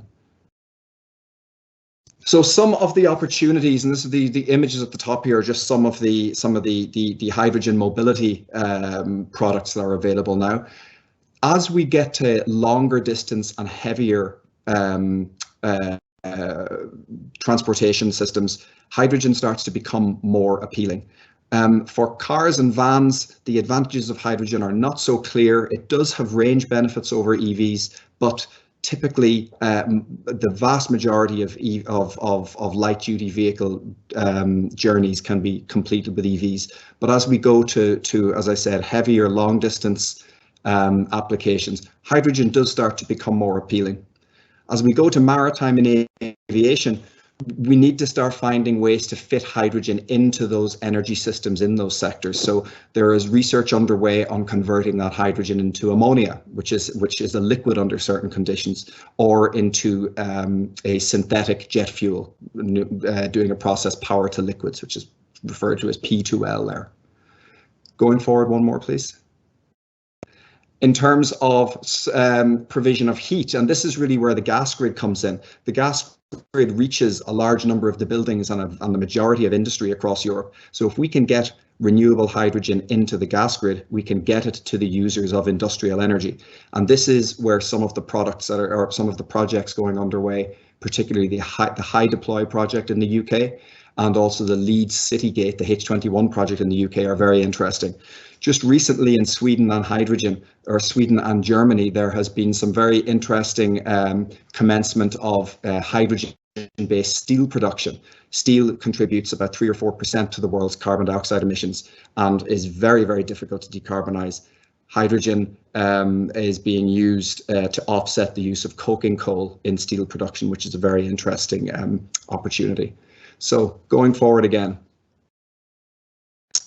In terms of storing and transporting hydrogen, this is both, it's a cliche, but this is both an opportunity and a challenge. Hydrogen, as I said, has got very low self-discharge, so it's suitable for storing energy for long times, and it is movable over long distances. But okay, I've got my warning there. So we need to find ways to move it in a cost-effective way, and some of this involves liquefaction, conversion to ammonia, or conversion to something called liquid organic hydrogen carriers. And this all comes with a penalty in terms of energy and cost. Moving on then. So this is really where I'll probably finish most of my talking, is the economic outlook. So currently, if we look at our 2019 picture there on the left, renewable hydrogen is coming in at about, currently in Ireland, if we were to do our studies, renewable hydrogen is coming in at about $5 per kilogram produced. Now, that's at the very upper end of what's acceptable, and it's currently not competitive with other energy sources. Hydrogen produced from low carbon sources, from fossil fuels, is currently much cheaper, but there's a big cost reduction potential for renewable hydrogen, primarily by scaling and primarily by going to mass manufacturing of components, which is currently not done. So if the cost of hydrogen can be brought down to $1 a kilo, going on to the next slide, which is probably where I'll finish up. Oh, sorry, one more. That's a little plug for our recent research paper on this topic. If we go on to the next slide, if we can get, sorry, let's stay on this side. If we can get cost of production down to $1 per kilo, this is the carbon price that would make hydrogen competitive for a number of different industries. So we essentially would have zero cost abatement of heavier transport, of trucks and buses, with virtually no carbon price if we can get hydrogen production down to $1 a kilo. Steel starts to come in at about $50, and we can see the range of other things: cement, ammonia, aluminium production. These are all sectors that are very, very difficult for electricity to decarbonize. So I guess what I'd like to do in summing up this is say that there is a role for hydrogen in hitting these hard to abate sectors that are summarized quite well on this graph.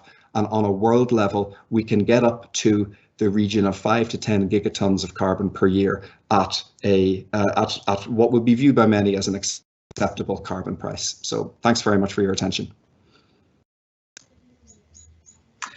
Thank you very much, Rory. Appreciate that.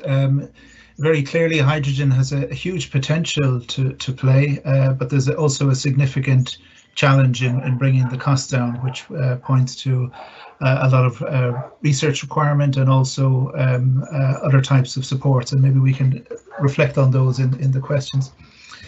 Thank you. The final presentation is from Professor Alan Matthews, who's Professor Emeritus of European Agricultural Policy at Trinity College Dublin, and has a strong research focus on agricultural policy issues, European integration, agricultural trade policy, and also food security.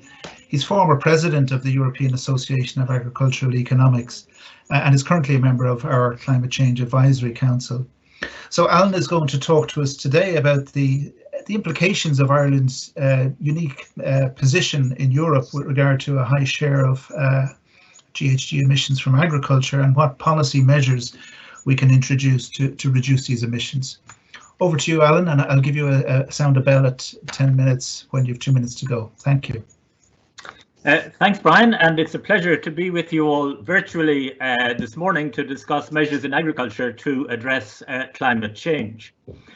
Agriculture is the single largest contributor to Ireland's greenhouse gas emissions, accounting for 34% of the total in 2018, but 46% of the emissions covered by the EU Effort Sharing Directive. If we are to reduce emissions in line with our national targets for 2030 and 2050, agricultural emissions must clearly be reduced.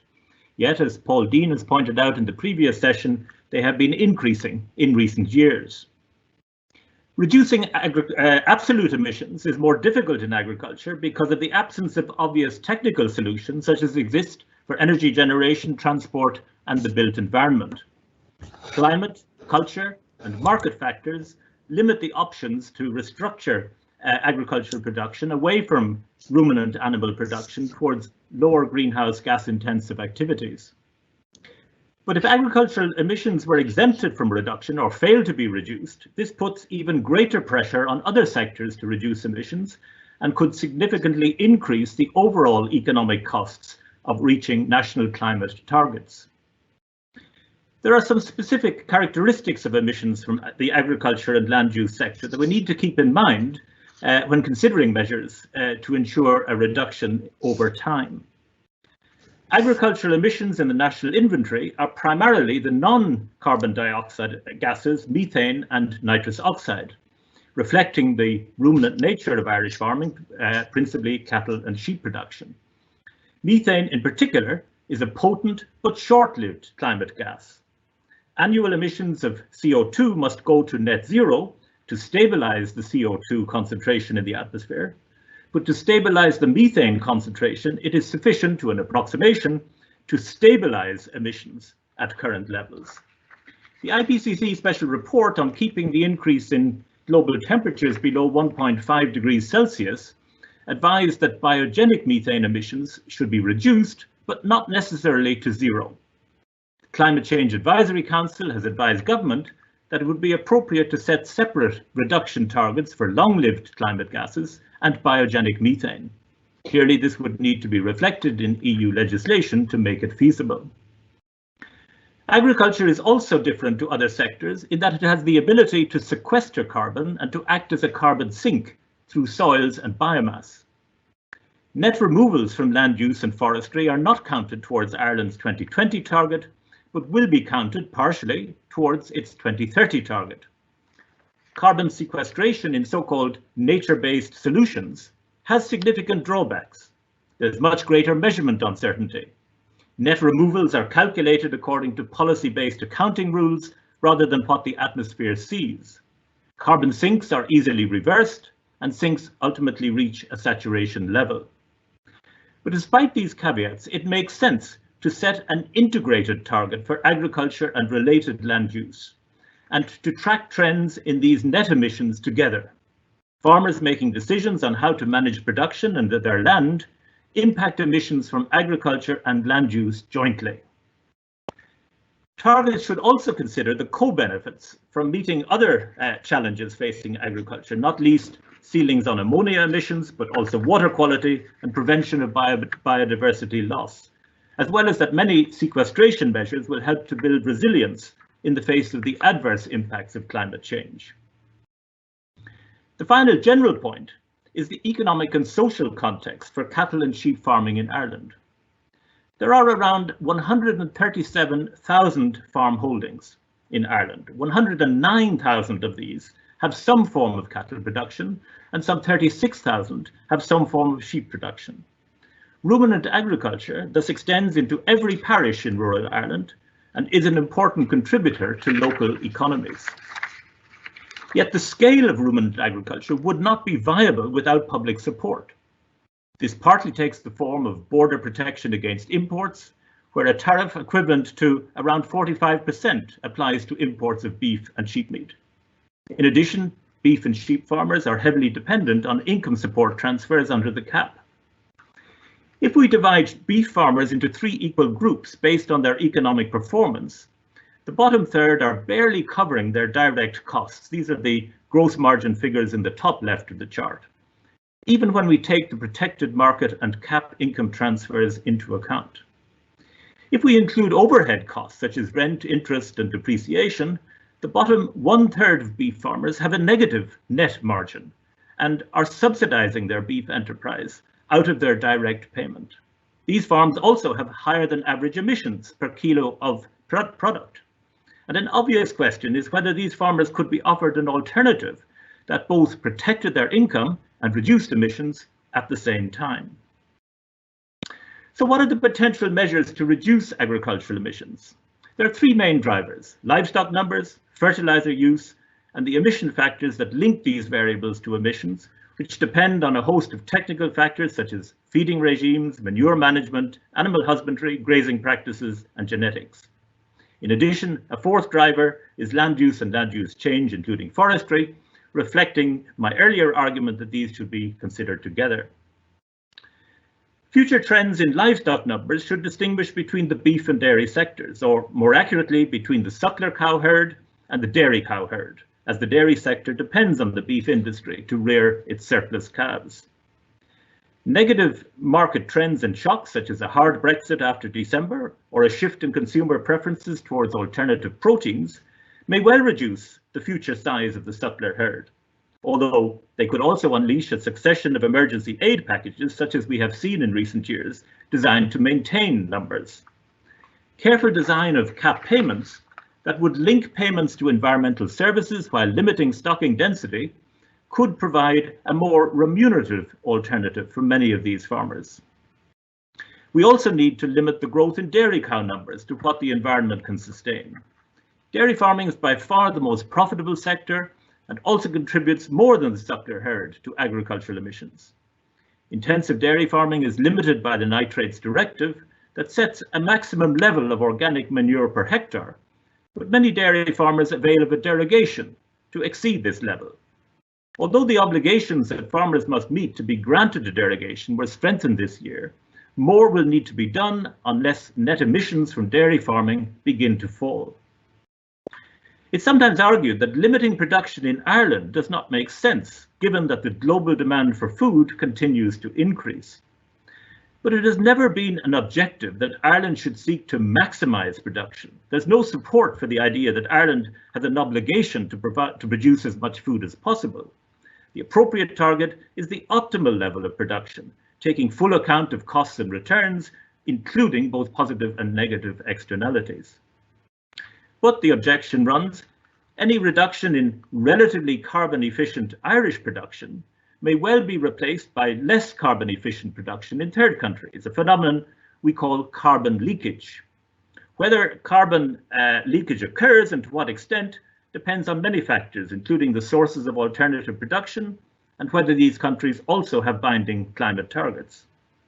If Ireland wants to reduce carbon emissions in third countries, it would be more effective to do this directly rather than incurring the additional costs of maintaining cattle numbers in Ireland above the socially optimal level.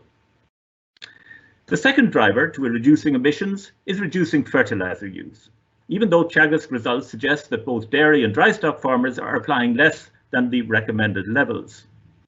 Requiring all farmers to develop a nutrient management plan, more soil testing, optimizing the uptake of nitrogen through correct drainage and soil pH, introducing more legumes into the grass-based swards, extending the area under organic production could all help to reduce the volume of fertilizer used. Emission factors, our third driver, can be improved either through efficiency improvements, so productivity that reduces emissions per unit of output, or technological innovations. Teagasc has identified the most promising alternatives in its so-called marginal abatement cost curve that forms the basis for agriculture's mitigation strategy in the climate plan. Genetic improvements in the dairy herd and a switch from calcium ammonium nitrate fertilizer to protected urea are the two measures that have the greatest immediate potential. In the longer run, much greater research into ways to reduce methane emissions from grazing livestock animals will be needed. Finally, there are options on the land use and forestry side. These include building up soil carbon through better grassland management, the use of cover crops and minimum tillage on arable farms, the rewetting of organic soils that may have been drained in the past to increase productivity, whereas biomass options, including afforestation, agroforestry and hedgerows, although afforestation rates have been steadily falling in recent years. In addition, there may be the possibility to substitute for fossil fuel energy through growing energy crops, as well as producing biogas through anaerobic digestion. The big question, of course, is how to incentivize farmers to adopt these measures to mitigate emissions.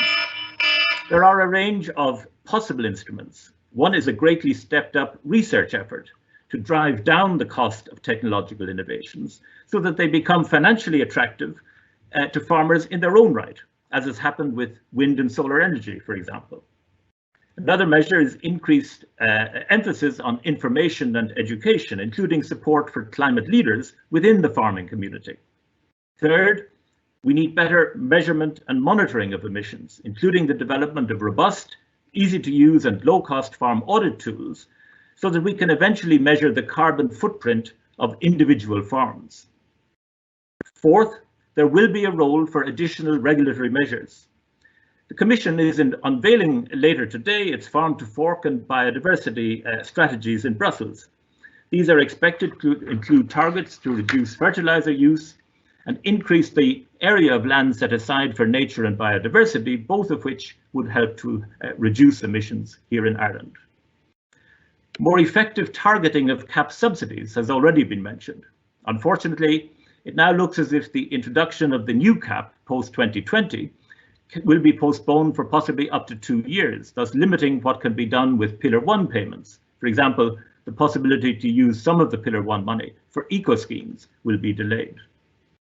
Ultimately, emissions will be reduced most effectively in agriculture, as in other sectors, by the use of market-based instruments, whether some form of emissions trading or a levy subsidy scheme based on actual farm emissions.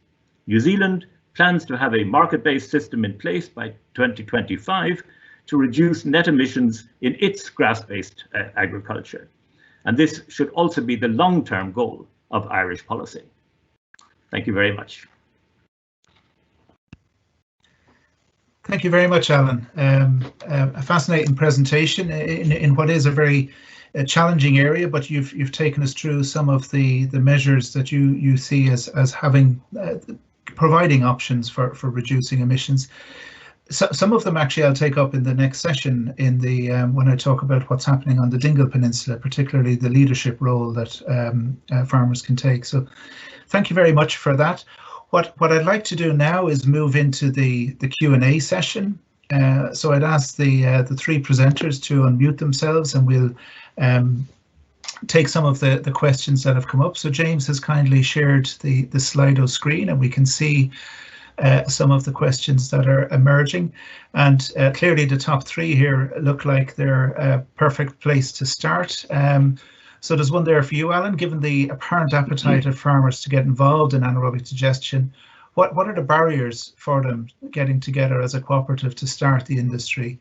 And Rory, we have a question from Daniel. By which date, an easy one of course, by which date will gigawatt scale production of hydrogen begin in Ireland? And Fiona, a question from Barry. What if neither zero CO2 or 100% renewable are the appropriate target, and rather a cumulative CO2 target? So maybe if we take them in that order, so starting with Alan, then Rory, then Fiona. Thank you very much. Thanks, Brian. The problem with anaerobic digestion at the moment is simply that it is too high cost, and the biogas cannot be delivered at a competitive price relative to other fuels. Unless you have a sort of gate fee where perhaps some of your some of the basis for your biogas is food waste that someone is willing to pay you to actually take off their hands. So we probably, to get anaerobic digestion going, I think we probably would need to provide some kind of limited subsidy for a limited period of time. I would be in favor of that because I think we need to trial this technology. We need to get farmers more used to it. And I think it will help to drive costs down over time. There will be technological improvements which could make it more economic in the medium term, which it is not at the present time. Thanks, Alan. Rory? Okay, sorry. Yeah, the gigawatt scale production of hydrogen.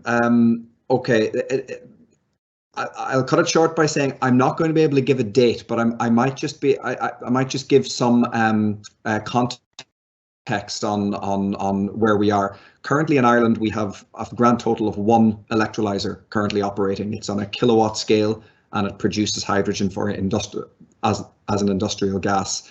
We are currently working on an EU-funded project called GenCom to get the first 500 kilowatt electrolyser installed as part of an energy system. This will be installed in County Antrim and will produce hydrogen for 3 fuel cell buses that will drive in Belfast. Now, pre-COVID, this was to be up and running in September, October of this year. But that is now inevitably going to be pushed back probably into early 2021. So by next year, we will have 0.5 megawatt. Now, there's a long way in going from 0.5 megawatt to gigawatts. I'm aware of a, pardon the pun, pipeline of hydrogen gas injection projects, which will probably result over the next 4 years in in the dozens of megawatts of electrolyzer capacity. We're still not getting up to the gigawatt phase. What I would do, though, is point to some of the trailblazing countries in this area. So Belgium, the Netherlands, Denmark, Germany. These are countries that have just announced gigawatt hydrogen plans, probably coming to fruition around 2025, 2030 timeframe. These countries have been doing hydrogen, green hydrogen, for a number of years, for at least a decade. So it's a long process. Hydrogen can't just be dropped in directly into the energy system. There needs to be testing done on the gas grid. There needs to be characterization of the renewable resources. So I think we're looking at a couple of decades before we get to the gigawatt scale. Thank you. And Fionn, Barry's question there. Yeah, thanks, Barry. No, great question. I agree that the cumulative CO2, the carbon budget approach, is a more appropriate for climate change modelling, because the cumulative CO2 that we emit over time is what directly contributes to global warming. And the carbon budgets and climate cumulative CO2 is becoming more important. And we are doing some analysis on that at the moment. The analysis that I presented today was done about a year ago, and I suppose it reflected not just the climate system, but the policy system and the kind of campaigning and targets that were being discussed. So at the moment, a lot of our climate targets are around targets in points in time in 2030 and 2050. And that reflects the policy system rather than the climate system. So we wanted to explore what the implications of those kind of framings were in these scenarios. But yes, carbon budget approach is more accurate, and that is becoming more gaining momentum, gaining importance in the policy system. So we'll be doing more scenarios on that and publishing those results in time as well.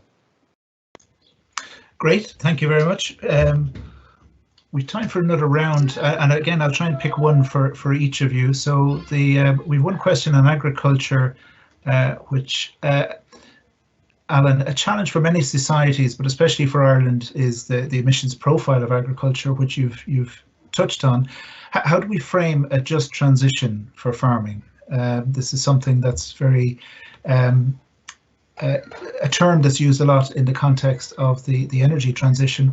What are your reflections on that in the context of the agricultural sector? A question then for Rory: should policy evolution for countries in future place more emphasis on indigenous energy resources and less on imports? So the energy security dimension coming through there. And a question for Fionn then. I had it there and it's gone from me.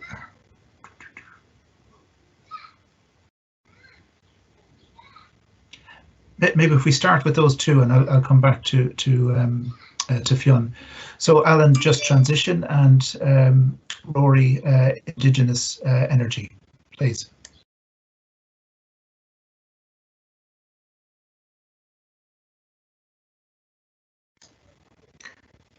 Alan, I think you need to unmute, please.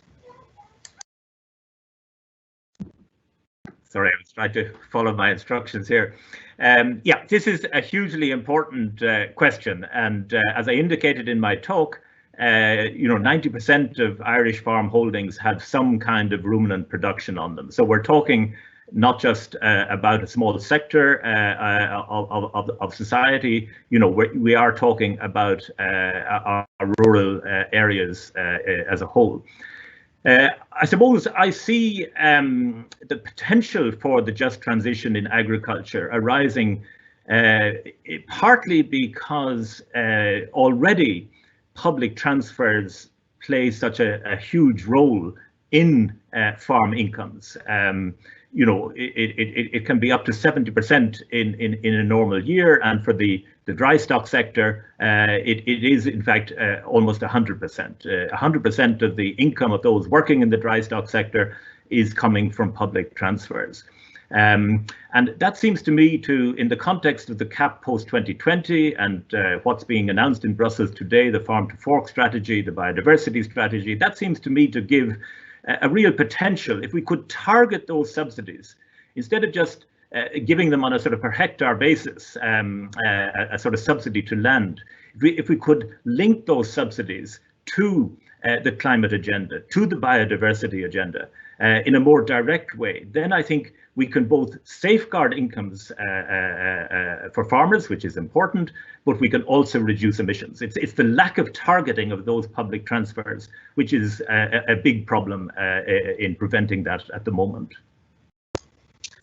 Thank you, Alan. Rory? Yeah, so I see that the asker of this question is Bob Hanna, who's probably got more experience than anyone else on this call with energy security in real life. I guess I would personally not be in favour of specific emphasis on indigenous energy. I'm a believer in international trade in energy and in anything.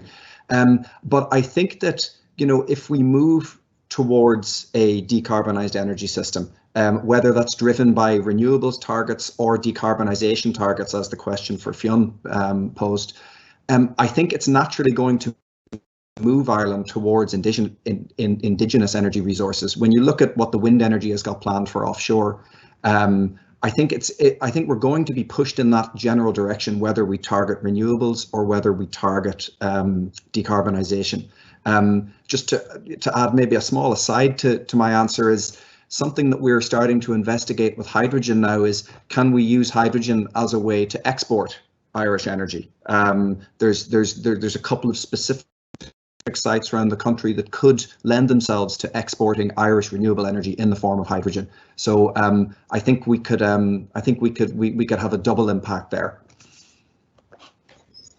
Thanks very much, Rory. And the final question for Fionn, how can we best integrate energy reduction into renewable energy transition strategy?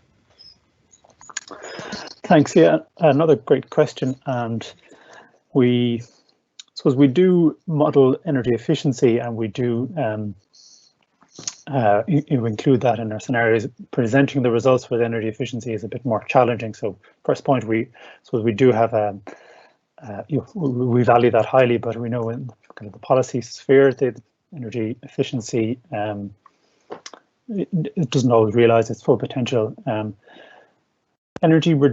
suppose the value of energy reduction we would associate with energy efficiency, but I suppose I would expect that's more of a policy question. And at the moment, I know a lot of the renewable energy supports are at the utility scale, but supports that could also facilitate renewable energy at the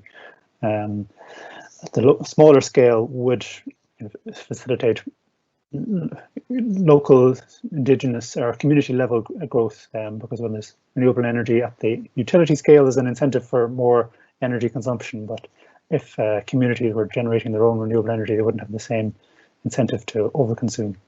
That's what I'll say for that one. Okay, thanks very much, Fionn, and thank you all. That brings us to a close to this session. I'm very enthused by the engagement with the Q&A. John Barry's questions from Queen's, very popular. Thanks, John, keep them coming. We'll take a break now and we'll move into the next session at 11:55, and John Curtis will take over as MC. And so just want to thank the three speakers from this session. Very varied and very thought-provoking presentations and an excellent Q&A session. So thank you very much, and we'll see you back here at 11:55. Thank you.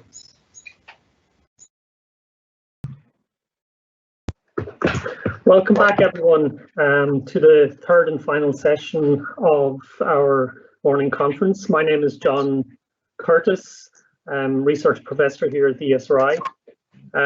So this session is titled Climate Action, Citizens, Communities and Infrastructure, and we'll have three presentations on that. I'd just like to remind people, and maybe those who are joining, that we're taking questions on a different platform called Slido. and you can check it on your phone, sli.do in the address bar, and use the MaREI hashtag. We'll have that coming up. But I'd like to now welcome the moderator for this session is Caroline Spillane.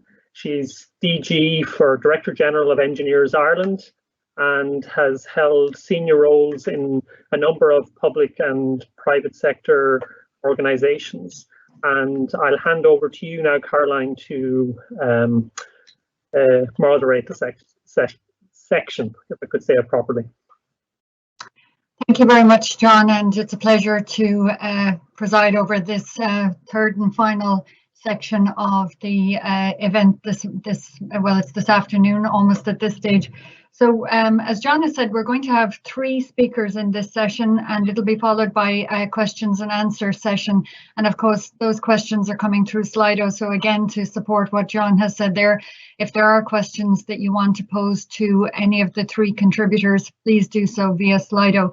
Anything we don't get to on the questions that come through that format will be covered in a document that will be issued after the event today. So as I said at the outset, it's a pleasure to be part of this, and it's a pleasure for me to sit on the governance committee of MaREI, where I see absolutely fantastic work happening in topics of very large importance to the Irish public. So in terms of our format today, I'd like to introduce now our first speaker. So our first speaker is Gianluca Grilli. He comes to us from the ESRI, where he achieved his PhD in 2017. And the title of that PhD was Cost-Benefit Analysis Using GIS and Application to the Forest Bioenergy Sector. So before coming to the ESRI, Gianluca was with the Renewable Energy of EURAC Research Group in Italy. And his areas of policy interests include energy economics and the economic aspects of natural resource management. And so it's with pleasure that I ask him to speak to our topic today and to kick off on his presentation. So I'll hand it over to you now, Gianluca. Hello, can you hear me? Yes. Okay, thank you, Caroline, for introducing me. Yes, so as you said, one of my topic of interest is renewable energy, but today I'm going to talk about natural gas, which is not really renewable, but it's interesting from a reduction of emission policy perspective. So this is my presentation, reducing household emissions with gas, who, when, and how. Next slide. First of all, I would like to acknowledge, well, the MaREI framework for giving me the opportunity to present today. And this is what I'm going to present today are a couple of studies that have been done, that have been funded by the Gas Network Ireland, with a contribution of Science Foundation Ireland, for which we are gratefully thankful. So next slide. So why focusing on gas? So basically the idea is that gas is an intermediate fuel to achieve the ambitious emissions reduction targets, and it's not as good as renewables probably, but at the same time is cheap, and it is also less polluting compared to peat, oil, or coal. So having a deeper attention to the gas market is desirable from an environmental policy perspective. Moving to the next slide, we can see that one of the problems related to the gas market is that there are distance decay effects, in the sense that the buildings that are more distant to the gas networks are less likely to be connected to gas. And in fact, in one of the studies, we estimated that if we took as a reference level all the residential buildings that are within 15 meters far from the grid network, the buildings that are distant between 15 and 20 meters then are 6% less likely to use gas as main fuel. And if you increase the distance even further, the buildings that are between 20 and 30 meters far from the grid network, from the gas network, are almost 13 less likely to be connected to the gas network. So in the next slide, we can see why this is happening. And it's basically because the distance cost is related to the cost of being connected to the gas. And in fact, well, basically, first of all, a building can be connected to the gas network mostly if it is 30 meters. It's within a range of 30 meters far from the network, because otherwise the cost will be too high. And the connection fee is composed by a flat rate of about 250 meters, which is paid by all the buildings that are within 15 meters. And then there is also a part of the cost of connection to the gas network, which is proportional to the distance. And it's about 50 euros per meters of distance. So starting with these premises, in the next slide, we can see that we made a couple of studies on the gas market. And the first study was what happens if we do a cost incentive for non-connected dwellings. So if we just take all the buildings that are potentially could be potentially connected to the gas network, but at the moment they are not, probably because the cost of connection is too high. If we give a cost incentive, so in the sense that we remove the cost that is proportional to the distance, everybody just pay the flat rate to be connected, 250 euros to be connected. What happens in terms of emission? What happens in terms of energy expenditure of the households? And how, if there are savings in the energy expenditure of the household, how these savings are distributed across socioeconomic groups? In the second study, we then explored the factors that actually affected the refurbishment decisions of the households between the 2011 and 2016, which are the 2 years where there have been a census of the Irish population, so we have data. In terms of data, the next slide, basically we did these studies with data that were a combined data set from two sources, the CSO and the Gas Authority of Ireland.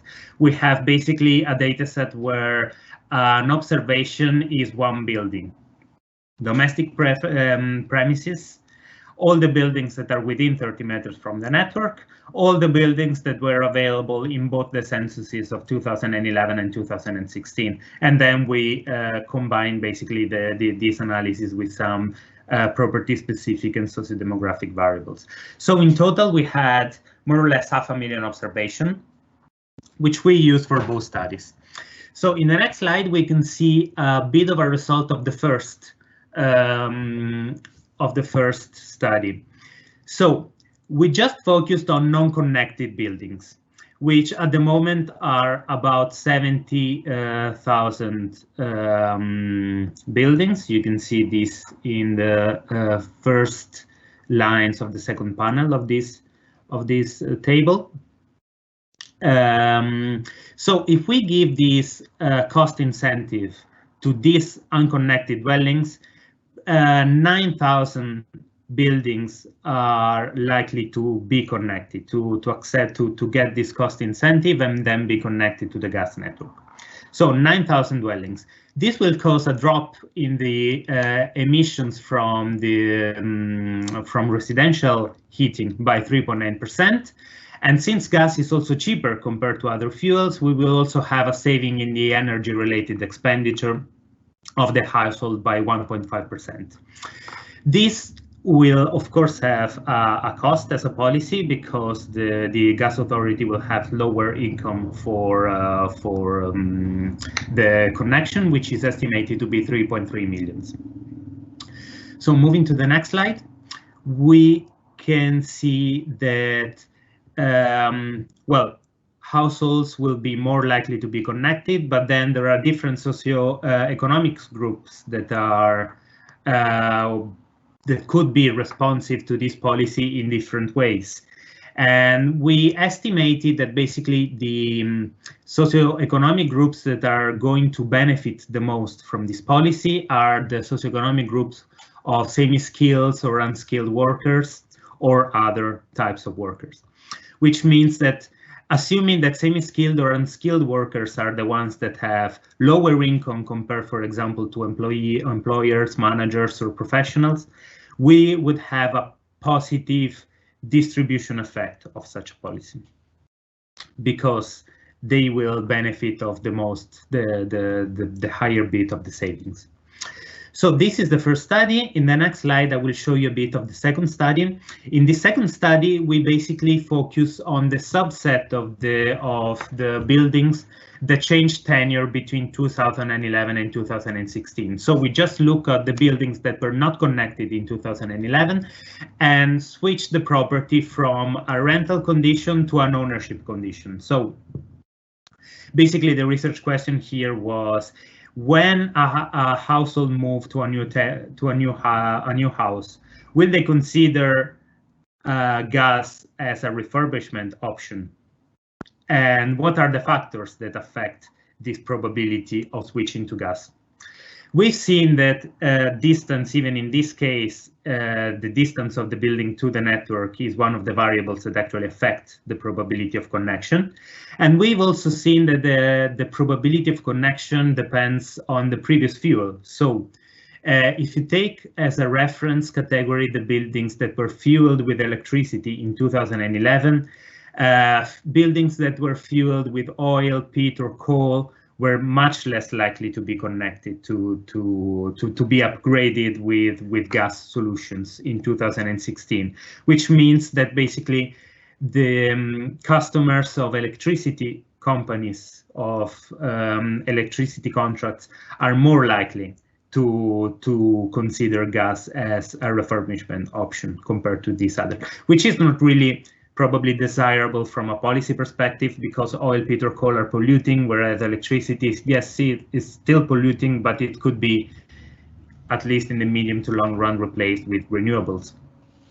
So we don't really have a big shift from big polluting fuels to greener solutions in this case.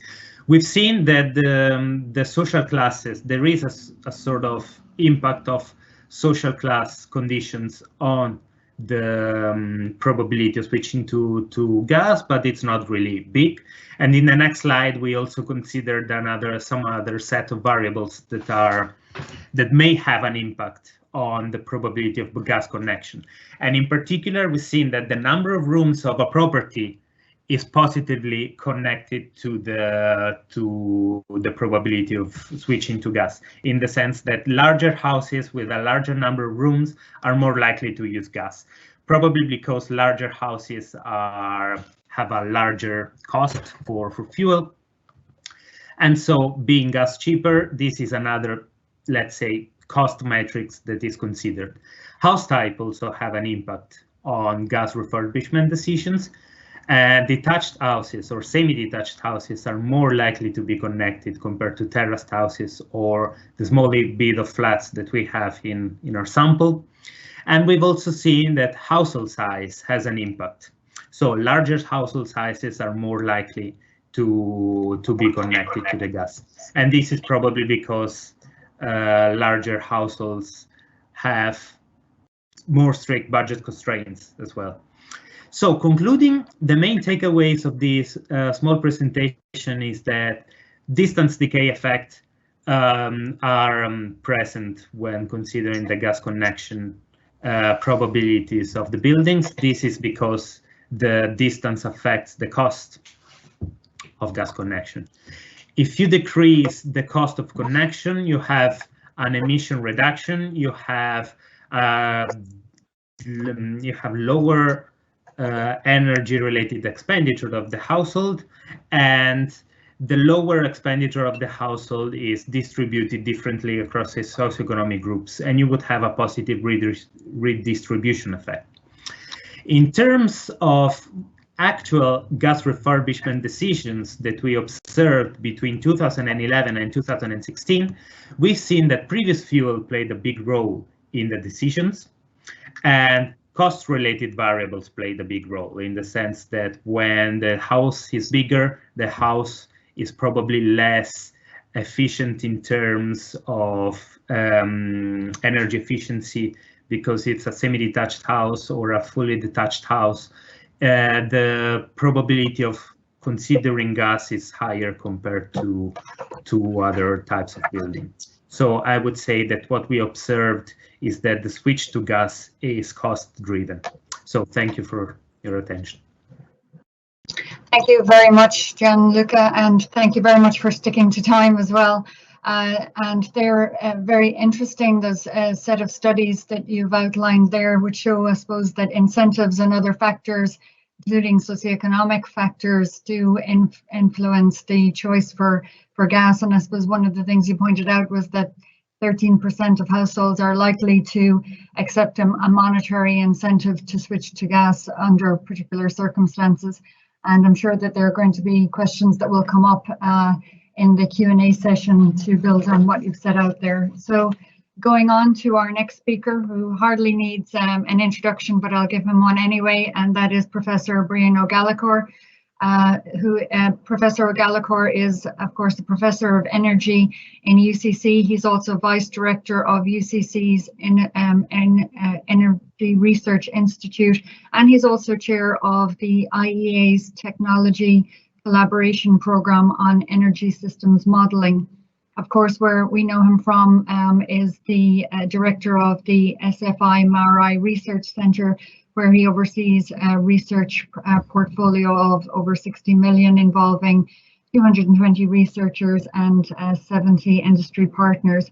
So Brian is very widely published and recognised and is respected for his research, which has informed the development of a number of Irish energy and climate policies. But today he's going to talk about something which is very, very aligned to the theme of this this section, of course, which is the Dingle Peninsula project. And the title of his speech is about Dingle Peninsula 2030 Rural Community Transition. And I'm really looking forward to hearing him take up on some of the things that were mentioned earlier, particularly around leadership in the community and how that can be so influential. So, Brian, I'll hand over to you now. Thank you very much, Caroline, and I'm delighted to take you all on a journey to the Dingle Peninsula in the southwest of Ireland to explore how a rural energy transition is taking place down there. The map shows the map of Ireland and the Dingle Peninsula. It's quite a small peninsula, 50 kilometres long. It has a population of about 12,500 residents, and it's got a huge tourism attraction, and the Lonely Planet has highlighted it as one of the best experiences Ireland has to offer. If you haven't visited Dingle, I would encourage you to do so. It has 1 million visitors per year, and the predominant economic activity is in tourism, farming and fishing. And as you can appreciate in the context of the current pandemic, these have been severely impacted. We are working on 2 projects on the Dingle Peninsula, one focusing on the electricity grid, but this one is focusing on the transition processes. It's a partnership with the Dingle Creativity and Innovation Hub, with a community development organisation, NewKid, with ESB Networks and ourselves. And it provides a great opportunity for us, next please, to effectively work together under the banner of the Dingle Peninsula 2030 project. And effectively the whole is far greater than the sum of the parts in this particular project. It's very, from our perspective as a research organisation, it's very attractive as it's a transdisciplinary project. We have interdisciplinary and multidisciplinary research where we work with other disciplines, but this one allows us to work with the community. Here you see the extended family of the Dingle Peninsula 2030 partnership. So we've 4 core partners, but we've many more partners in Kerry nationally and internationally that we draw on to support us in the fascinating work that's taking place down there. Next slide, please. So one of the first things we tried to do was try to understand what is the current situation in terms of energy use and energy supply on the Dingle Peninsula. And so one of our PhD students, Conor McGuckin, quantified the energy use that you can see here, and it's predominantly transport energy, but also if we add homes and services, we get energy in buildings. So transport and buildings are where most of the energy is used. And this is why we see a very dominant contribution from oil on the supply side. Gianluca talked about the opportunities for households to connect to gas. The gas network doesn't stretch as far as the Dingle Peninsula, so we have a predominance of oil for heating and for transport. And then we also have electricity usage, the fossil fuel component being 14% of overall energy use on the peninsula. Renewable energy is low at 9%. It's similar to the national picture in terms of the contribution of renewables to our current energy supply. And there's also some solid fuel use in terms of peat at 4%. Next slide, please. One of the things that we've seen with this work that we've done is how this energy balance methodology has diffused in two ways that I'll show here on this slide. One is it's been used by the Dingle Sustainable Energy community in formulating an energy master plan. So the analysis that we did in this research project is feeding into the decisions that have been taken at a local level.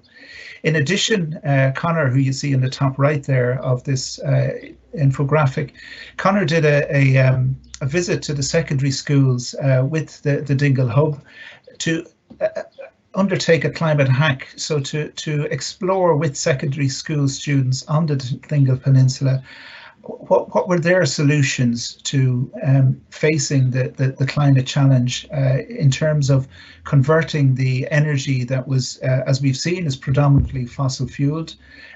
What energy can be reduced, what efficiency can be introduced, and what renewable energy sources are appropriate. And on the next slide, we then found that this work that we were doing on the Dingle Peninsula was taken up by a junior cert maths student in Malahide, and she wanted to explore what the emissions are in her local area and what could be done. And she was very much inspired by the work down on the Dingle Peninsula. So we've now seen that this work diffuse not only to secondary schools in the Dingle Peninsula, but also this case from Malahide. And we're currently having discussions as to how this can be taken forward, not only in terms of secondary schools, but also there's been significant interest from the Climate Action regional offices and local authorities, and also energy communities around the country who are kind of enthused by what we've developed here and how can they make use of it to explore energy use in their area and climate action solutions. So that's one set of diffusions that's come from the project.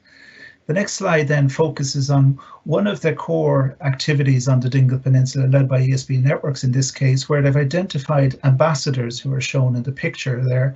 And these ambassadors are provided with different technologies to try out in their home and in their place of work. So effectively to explore what it feels like and what their experiences are in using things like electric vehicles, solar PV panels on their roof, air source heat pumps, and battery storage systems. And to use that experience then to explore how that can be diffused amongst their neighbours effectively, so as we see in the next slide. So what we have is this use of technology, but then also the diffusion of the technology. So each of these ambassadors tests these technologies, discusses the experiences within the community bilaterally, but also in the media and social media. And then a number of the neighbours we've seen have also adopted these technologies. So we start to see a diffusion of technology associated with this activity. And the next slide then, what we see then is that apart from that technology diffusion, we also see a wider diffusion of ideas on sustainability. And this has been really championed by the Dingle Hub through the Farm Ambassador project and two farmers forums, one in late 2018 and one in late 2019, where farmers came together and asked, you know, what could they do? What were the options in terms of sustainability for them on the peninsula? And this touches on what Alan was saying earlier about the leadership from the farming community, as we'll see. So in these farmers forum, the first one in late 2018 had a focus on farming and energy, a time of transition. So exploring the use of energy on farms and how effectively that could be changed. And then the more recent forum in October 2019 had a very particular focus then on what came out of the first one, which was some exploration of the opportunities for anaerobic digestion. on the peninsula. So the next slide shows some of the diffusions of this, and what we've seen is that one of the ESB ambassadors has gathered together with a number of dairy farmers on the peninsula to set up their own group to effectively focus on there's 120 dairy farms on the peninsula, and to explore how climate mitigation can happen on farms. And this has now been formed into a West Kerry Dairy Farmers Sustainability Project, which was recently approved as one of the SEAI Sustainable Energy Communities. So what started as an initial focus on an ambassador trialling technologies has evolved into a much wider activity where a group of farmers have come together and taken it to another level completely in exploring for them what were the options and how could they pursue them. Next slide. Another diffusion of this has been the call for, the demand for from the farmers to establish a feasibility study on anaerobic digestion. So the Dingle Hub contracted XD Consulting to do an analysis on the peninsula in terms of what is the actual resource, what is the opportunity for the Dingle Peninsula to generate energy from its own resources on the peninsula. And one of the interesting outcomes of that to date has been that the potential that's been identified is of the order of 300 gigawatt hours of energy, which when we compare it with the energy use that I showed earlier on of 350 gigawatt hours, what this shows is that all the energy on the peninsula that's used for heating, for transportation, for industry, for agriculture, for fisheries, all of that is actually available on the peninsula in the form of different fuel streams that could be used to develop anaerobic digestion and develop renewable gas. So the current focus in terms of taking that forward then, that feasibility study is on the technologies that would be required. What are the business and financial models that could be developed to ensure this can benefit the community, and consultation. So that's another diffusion that wasn't anticipated at the start of the project, but just evolved during the course of the project from the farmers effectively taking their own initiative and looking to find solutions. Next slide. The final piece then is another element of this where a number of the ambassadors and people who've been engaged on the peninsula have come together and sought training to effectively become mentors in their own area. So Kerry College set up a course late in 2019 to provide training for these community energy mentors. And this meets a need for mentorship within the community, so that people who are seeing these new technologies or new ideas or diffusion of sustainability happening can call on somebody who's effectively a neighbour in the community to seek advice and to have an initial discussion on what the options are, what the opportunities are. And this is a very important part of the process of the diffusion of sustainability. Next slide, please. So what we're seeing then is effectively what started with a trialling of technologies has evolved into a much wider diffusion of sustainability on the peninsula. Now this hasn't happened by accident or by itself, and you can see on right hand side there a picture of all these smiling faces are the team from MaREI, with also participants from NewKid and the Dingle Hub and ESB network, so collectively the Dingle Peninsula 2030 team. And the investment by all of these groups has been significant, but it has also been impactful, as hopefully I've demonstrated. And we're 2 years into the project now, so one of the things we're considering is how can these gains that we've seen and observed be maximised? How can the diffusion be spread in the best way possible?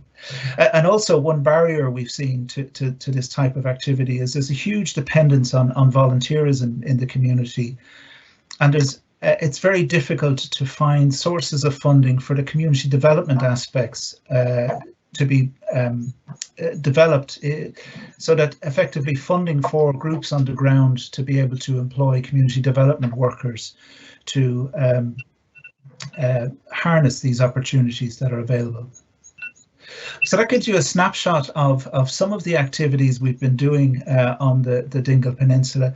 Some of them were anticipated. I mean, we did plan the trialing technologies was planned, but the wider diffusion of ideas, activities, and sustainability has been fascinating to watch. We're also tracking it and evaluating it, and we will sort of develop those evaluation methods further and to develop our understanding of what's happening, how it's happened, and how it can be spread and taken advantage of elsewhere, and also what the policy implications are. So that finishes my presentation. Thank you very much, Caroline. Thank you, Brian. And I think probably it'll come up in the questions and answers, but what's really striking about what you've set out there is that diversity of projects and how over time they evolved, and a lot of that evolution, of course, was because of the spirit of community engagement and the interest that people had in leadership, as you had said earlier, that people demonstrated in the community. So we'll just move on to our final presenter, who is Professor John Curtis. John had introduced me at the very beginning, so it's a pleasure to introduce him. John is from the ESRI, where he's a Joint Programme Coordinator for the ESRI's Energy and Environment Research Area, overseeing research programmes on energy, climate, fisheries and water. John is an applied microeconomist with a focus on energy and environmental policy, and he participates in several interdepartmental working groups, including as an independent expert and member of the advisory board for the Climate Action Fund. And today, John is going to address the issue of public acceptance of low carbon infrastructure. So I'll hand over to you now, John. I think you're muted, John. Amateur failure. Thank you, Caroline, and good afternoon, everybody. So yes, I'm going to talk about public acceptance of low carbon or energy infrastructure, and this is work with colleagues that are listed there on the slide. If I move on, I just want to, before I start, just acknowledge funding for this research. The research is part of a Credence project, which is part or funded through MaREI, but it's also collaboration with an SFI Energy Systems Integration Partnership Programme, and funding also from ESRI's Energy Policy Research Centre. And like all the research that was presented this morning, these funding sources are critical to help us look at the various policy issues that we've been talking about. But moving on to the talk, when you think about any large infrastructure project, energy project, invariably you probably become aware of it through public, usually opposition to it, and essentially that's what I'm looking at today. And what we find, there's a lot of research done on that, and on the next slide I show some of that research, which is, I would say my take on it, it has mostly to this point looks at the public's perspective, so Joe Public, as opposed to, if we're thinking about electricity infrastructure, it's not to any great extent examining what the impact on Joe consumer, Joe buying that electricity. So there are some papers on the right that are some from the ESRI, some from UCC and elsewhere, looking at issues such as community ownership, incentives to bring people on board so that we can build that infrastructure, or what's driving public attitudes, whether positive or negative towards infrastructure. There's less on what is the operational cost to the power system. So I'm specifically looking at electricity infrastructure. And that is what I suppose this research is looking at. So how we go about that on the move forward, please. The approach we take, I just want to this and the next couple of slides explain how we do that so you can understand the results, but it'll be a high level overview. So we're using a power system model called Engine, which has been developed over the last couple of years in the ESRI, And what this does, this model, it's an optimal mathematical model looking at the transmission and generation system for electricity and how that might be evolved in the future in terms of new transmission infrastructure, new generation capacity. And it's done on a modeling sense and minimize costs, subject to a range of constraints that you might imagine related to, you know, the engineering and the physics of electricity. What we do with this, for this research, we add in an additional constraint, which is incorporating how the public attitudes to new infrastructure. And we base these constraints around a survey that was undertaken in ESRI back a few years ago, and we use that to build those constraints, which I show next on. There are two types of constraints we consider. So in the survey, we asked about a host of infrastructures, but the two that are relevant today are onshore wind and transmission lines. So there were questions in the survey about public judgment on wind turbines, whether it was positive or negative. Also, people's attitudes to the minimum allowable distance to their homes for infrastructure. And what we use here is a 5K minimum distance. And we use these questions to build or calculate regional weights of public acceptance of wind turbines. And I just want to give you a sense of what that is in terms of the model. So when we run the model out, we're modeling scenarios, say, out to 2030, and within that time frame, there may be potential to build new infrastructure. So in wind, there may be in the pipeline capacity or plans to build maybe, say, 500 megawatts of wind turbines, say, in the western region. And what we use these the survey data is to develop regional weights on whether that's acceptable or not.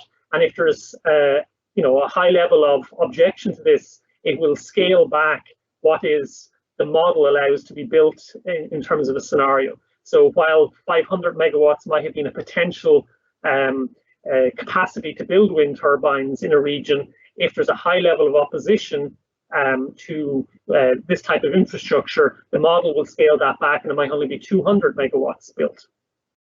It's similar for transmission lines, similar questions in terms of in the survey about positive or negative judgments, acceptable distances. But in terms of transmission lines, we can't scale them back. We either build them or don't build them. So in areas where there's a high level of opposition to transmission lines, the model, if beyond a certain threshold, I said that backwards, but where there's lines are permitted to be built where there's sufficient support or less negative attitudes towards transmission lines. And so we introduced these two things into the engine model through a series of scenarios, which I describe next. And so what I'm going to present after this are scenarios in which we have different levels of public acceptance of energy infrastructure based on the survey data. So the full acceptance is where essentially the model disregards that the public has any view at all or not. And then the other three scenarios are low, moderate, and high acceptance of this energy infrastructure. And then there, as ever with models, we have to make a host of assumptions, and so the model is based on the all-island system. It's modeling the transmission network above 110 kV. We assume a carbon price in 2030 of €30 a ton, which is quite modest. We have a RESI target of 70% by 2030, 75% SNSP. So in the next slide, we show when we run these scenarios, the type of information we get. And on this slide, it's showing new investment. So come 2030, we have carbon targets, RESI targets, we have an expansion electricity demand that all have to be met in the future. And across the x-axis, we have the four scenarios on public acceptance. From the left, we have where there's, basically full acceptance, i.e. we don't, public opposition doesn't have any impact or is public acceptance. Across to the extreme right is where there's a relatively lower, the scenario is a lower level of acceptance. And as you might expect, on the bottom of that graph, the green color is showing new investment in onshore wind. So with higher levels of public opposition to onshore wind, less is built. And because we have to deliver power, that's needed in the time, this is offset, or we need to generate electricity. So most of the alternative investment is in offshore wind. So that's the bluer bar up, further up the slide. The other thing I want to just highlight here is, if you notice on the legend, the storage is on the top. The black is CCGT. So this is new energy investment, and there's a slight black bar and the low acceptance bar, which is basically saying with, although in the model it's talking about all the new investment is in renewables, but if there's a very high level of opposition to infrastructure, it is making CCGT necessary for the system to run. It's at a small level, and we'll come back to that again, but it's showing the impact of public opposition. So on the next slide, I want to give you a sense of, so this model is the system, but it's also on a regional basis. And this is, the dots here are the demand nodes that are modeled within the system. And this is just comparing where the location and size of wind across the two extreme scenarios. But rather than dwell on this, I summarize it by region in the next slide, which here we have, again, on the left, the full acceptance scenario, so essentially a baseline, comparing it on the right to the extreme scenario of low acceptance of new energy infrastructure. Now, I'm not going to go around the entire slide, so just to explain to you in the constraints of time that I have, focusing on the Dublin region. So on the spoke around the Dublin region, we can see that we have, under that low acceptance scenario, we need the new thermal capacity. So that was the CCGT that I mentioned earlier. So there's an additional 78 megawatt capacity required there. There's more storage required under low capacity, and 600 megawatts of offshore wind additional compared to the full acceptance scenario. So what's going on here, in the sense that it's not that the opposition or the public opposition to infrastructure is in the Dublin region and having that impact. It's the national, it's the impact in the entire system, and then where we need additional infrastructure. So this obviously has a cost, and the next slide sort of summarizes that. Again, the four scenarios, and the cost is not, while we're talking about new investment, there's obviously additional investment costs, because instead of onshore wind, we're building offshore wind. So there's an increase in investment, but there's also an increase in variable costs. And they roughly run in a ratio of 3 to 1 in the scenarios we examine. But because most of the new infrastructure is renewable, there's not really much difference in emissions costs across the scenarios. So that's an aggregate level of costs. But to bring it down to, in a sense, system costs, the next slide looks at it from sort of maybe from a customer perspective. So the model is the system level model. So if we look at average marginal prices in this slide, which if you could think of as in terms of wholesale electricity prices, and the different regions are on the x-axis, and then the different colors above them are the four scenarios. But the dots refer to the different demand nodes within each region. So there's a slight difference across them. But essentially, all across that slide, you're seeing the low acceptance has higher marginal prices, followed by moderate, not as high, and the lowest prices are the full acceptance. But across all, while they vary slightly between regions, there's roughly a €5 per megawatt hour difference between the low acceptance and full acceptance scenarios, or roughly equivalent to 6% the price. So in essence, across the scenarios we look at, that is the cost of opposition to energy infrastructure. Now, I'm not saying opposition is a bad thing. It's in the sense there may be projects that don't merit building, but regardless, it does have an impact. So on to the next slide. Yes, so actually I'm coming to the end. So just to summarize, the public opposition, I think what the research shows, it has potentially large cost impacts. And I think well, I've skated over them here, local objections or opposition to particular infrastructure in local areas, it has a system-wide impact. And the scenarios that look at here are not any specific infrastructure projects, but the whole research is to show, it's to illustrate the impact that it can have, and you know, in a sense, we can get a sense of what the impact on the system. So we see the benefit of renewable energy, and this is in a sense showing what the cost of delivering that or not delivering it may be. And just to finish off, some of the detail on how we did it is available on ESRI's website. This is still research in progress, and the link there at the bottom will bring you there. So hand you back to Caroline. Thank you very much, John. And I suppose one of the takeouts from that is how public attitudes and public opinion is so important, and it has to be taken into account because of the impacts that could potentially be brought to bear on optimization of power generation or grid expansion, and obviously the knock-on consequences for costs and prices for consumers.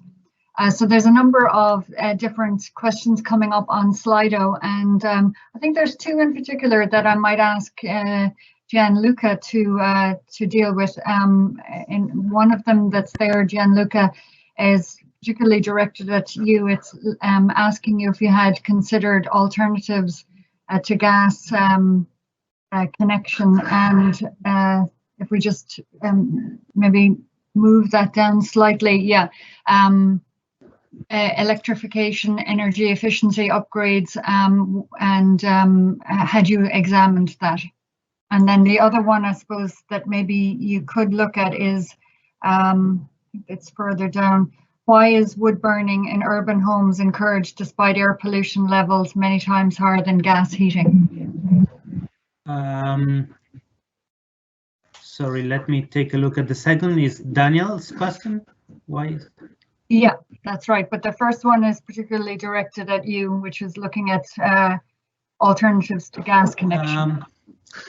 Well, in my study, I didn't specifically look at alternatives such as electrification, energy efficiency upgrades and stuff. The ESRI is definitely doing research on that, but it was not like it was beyond the scope of the study that I presented today.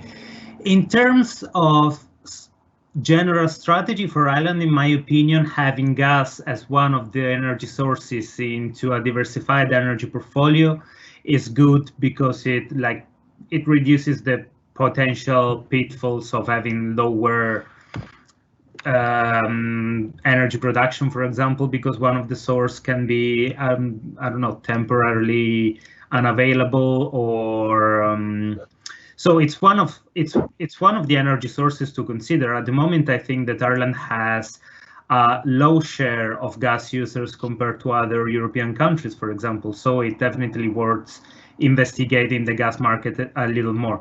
And it also has to be pointed out that once the gas pipelines are available, you can always substitute the natural gas with biogas. Of course, Professor Matthews before me said that this at the moment it's not really economically feasible, but things may change in the medium run or in the long run. So having a well-established gas pipeline can be desirable for that too. So this is my thought. Okay. Thank you very much. Brian, I might, there's one here that I might ask you about. It's what is the potential for micro energy generation in rural communities. Do you have a view on that based on what you've observed in the Dingle Peninsula project? Thanks, Caroline. What we're seeing on the Dingle Peninsula is very much some early stage kind of experimentation with this, if you like, in that some of the householders, farms and businesses are installing solar PV and batteries, and it's certainly generating a lot of interest, a lot of questions and also challenges from the participants, which is great in the sense that when they're experimenting with these technologies, they're also asking important questions like, well, why can't we sell back to the grid? Why can't we do X, Y, and Z? So it's a very healthy process to see the enthusiasm and then also the questions that are arising. In terms of microgeneration, more generally, there is a lot of interest in it in Ireland, and there is certainly a sense of, you know, we need to have more policies available to enable it to operate in a better way, so that people, when they are producing an excess of electricity, that there's some payment for that. In terms of what the overall uptake would be, that's something we don't know. In terms of, like, if schemes were made available, as I said, there's certainly an appetite. The scale of that appetite and what it would mean ultimately in terms of emissions reduction is untested, but it's something that we need to explore more. But certainly the experience that we're seeing on the Dingle Peninsula is one of enthusiasm, and also that when people do try out these things, talk to others, that stimulates a wider interest, and so we are seeing that the diffusion technology that I mentioned happening.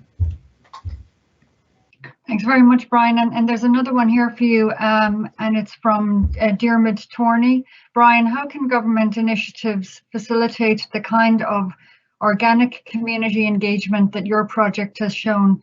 What are your lessons for policy? It's a very good question, and we're still formulating those in terms of what we're learning from Dingle. We have also done some research exploring with community energy groups around the country, trying to understand some of the policy levers that would help them in what they're trying to do. And one of the key things is that approaches to support community energy should be developed that respond to the varied capacities of different communities. So different communities do have different capacities. Another one would be that this mentoring in community development is currently lacking, and while we are seeing technical and financial mentoring happening in some energy communities around the country, the community development aspects are currently a gap. And related to that then is the core funding for the community energy groups to be able to develop and sort of, as I say, harness the opportunities. So multi-annual reliable sources of core funding for community energy groups. So they'd be three that would sort of jump to mind. Thanks very much. John, there's one question here for you. John, how does offshore acceptance differ from onshore in your work? And that's from Jean Moore. Good question. I'd love if I had the answer. I think views on it are not as concrete. We didn't include it in the analysis we have, but I suppose the issue for most is it's whether it's on the horizon or not. So it's a trickier one to consider. I might also just go back to the questions on biogas or natural gas, the work with Gianluca, which I was involved in. I suppose one of the things is that why switch people to gas? Well, in the short term, it's a lower emissions fuel, but in the longer term, if or as the gas network becomes fueled with biomethane, you're managing to switch hundreds of thousands of gas customers to an even lower carbon, or maybe in decades time, zero carbon gas. Because I think we shouldn't, while the project or that research was specifically on gas, two things we shouldn't underestimate. One is that so many decisions have to be made across, 1.6 million and growing households. That order of individual decisions and individual investments. If we can achieve emission savings through across all the different platforms, there will be benefits. And in terms of gas, at some point in the future, it can be an institutional or sort of a corporate decision that will get a lot of switches in one master plan, in the sense if in 20 or 30 years time, as the ag sector produces more biogas, feeding it into the network, we don't have to have every house switching from oil or coal to a new infrastructure, or every gas house switching to a new infrastructure. They can just switch to a low carbon gas fuel. Thank you. And we just have literally one more minute for a question, and I'll just put this one to you, Brian. Will the Dingle example be rolled out nationally under the Climate Action Plan Communities Initiative for CAP to be successful? Community engagement is needed. Do you have a view on that? Well, I'd love to see it. I think it's the community energy dimension and the community engagement is, I think, still neglected relative to other aspects of things that are kind of prioritized. I think we have seen some of the fruits of what can be done, and it's, of course, it's not over yet. It's a journey in Dingle, but it certainly seems to be stimulating things that we hadn't anticipated, and in a very positive way. So the whole question of dialogue and engagement with communities, I think, is vital and needs to have a stronger priority. So I would say yes would be the answer. Well, the answer is will it? I would hope so. I don't have the power to say yes, but I would certainly agree with that emphasis. Thank you. Thanks, Brian. So I'm going to hand back over to John now, but before I do, I'd like to thank the three speakers for the presentations that they've given this afternoon, and I'd like to thank everybody who has submitted questions. They really got going there at the end, and as I said at the outset, any question that hasn't been closed off in this session or earlier sessions is going to be addressed via a document that will be issued after the event today, taking into account all of the questions and the themes that are arising. So thank you to the speakers, thank you to those that participated, and over to you, John. Thanks, Caroline. So I'd just like to make a few comments before we close off the entire session. Thank you, Caroline, for keeping us on time in the last one, but it also, on behalf of Brian and myself, as members of MaREI, to all the moderators and presenters for their contributions this morning. It was very insightful. And if we think back to the first session, it set out the context for where we are in policy. I suppose it was those speeches were focusing on COVID and the impact on the energy system, and we saw or heard how the contraction in energy use, recent energy use, is 7 times greater than in the financial crisis, but also the resilience of renewables. And I think my colleague Kieran McQuinn was talking about in the context of shaping the recovery, but there's an opportunity there to make it, I suppose, a carbon-friendly recovery, which was unlike the recovery stimulus package for the financial crisis over a decade ago. Within I suppose the second session, the thing that struck it for me was Fion's question looking at low CO2 versus renewable. I think that the issue there for me is how you set out the targets we want to achieve matter.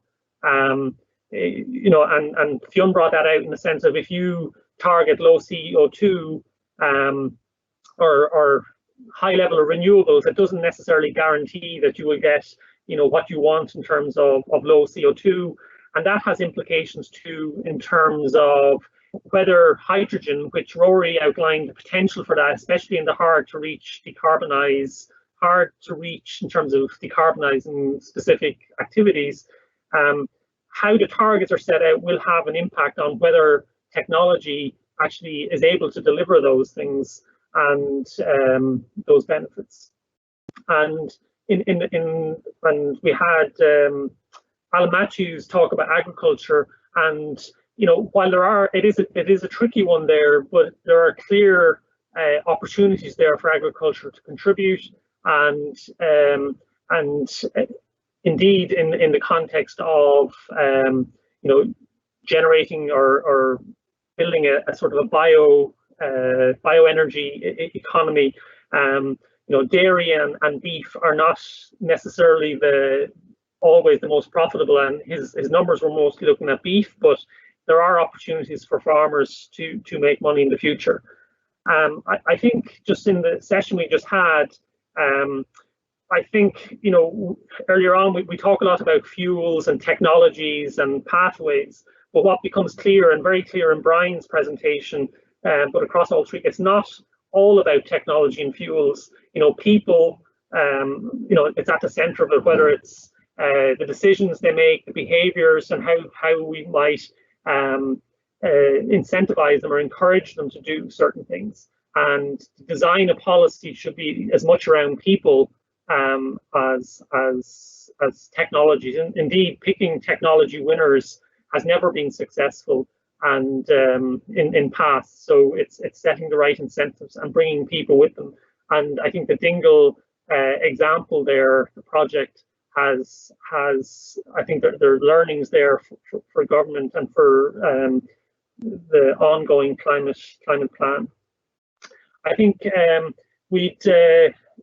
as this is our first online version of this joint seminar with UCC and now the wider MaREI group, it's great to have so many people join us today, and we thank you for that and also for your questions. As said earlier, we will produce a follow-up document going through the questions. The session has been recorded this morning, and in the next few days that will be posted on MaREI's website, so you'll be able to go back and enjoy listening to us again. Hopefully it was enjoyable, and until next year, we've been running these for I think 9 years now.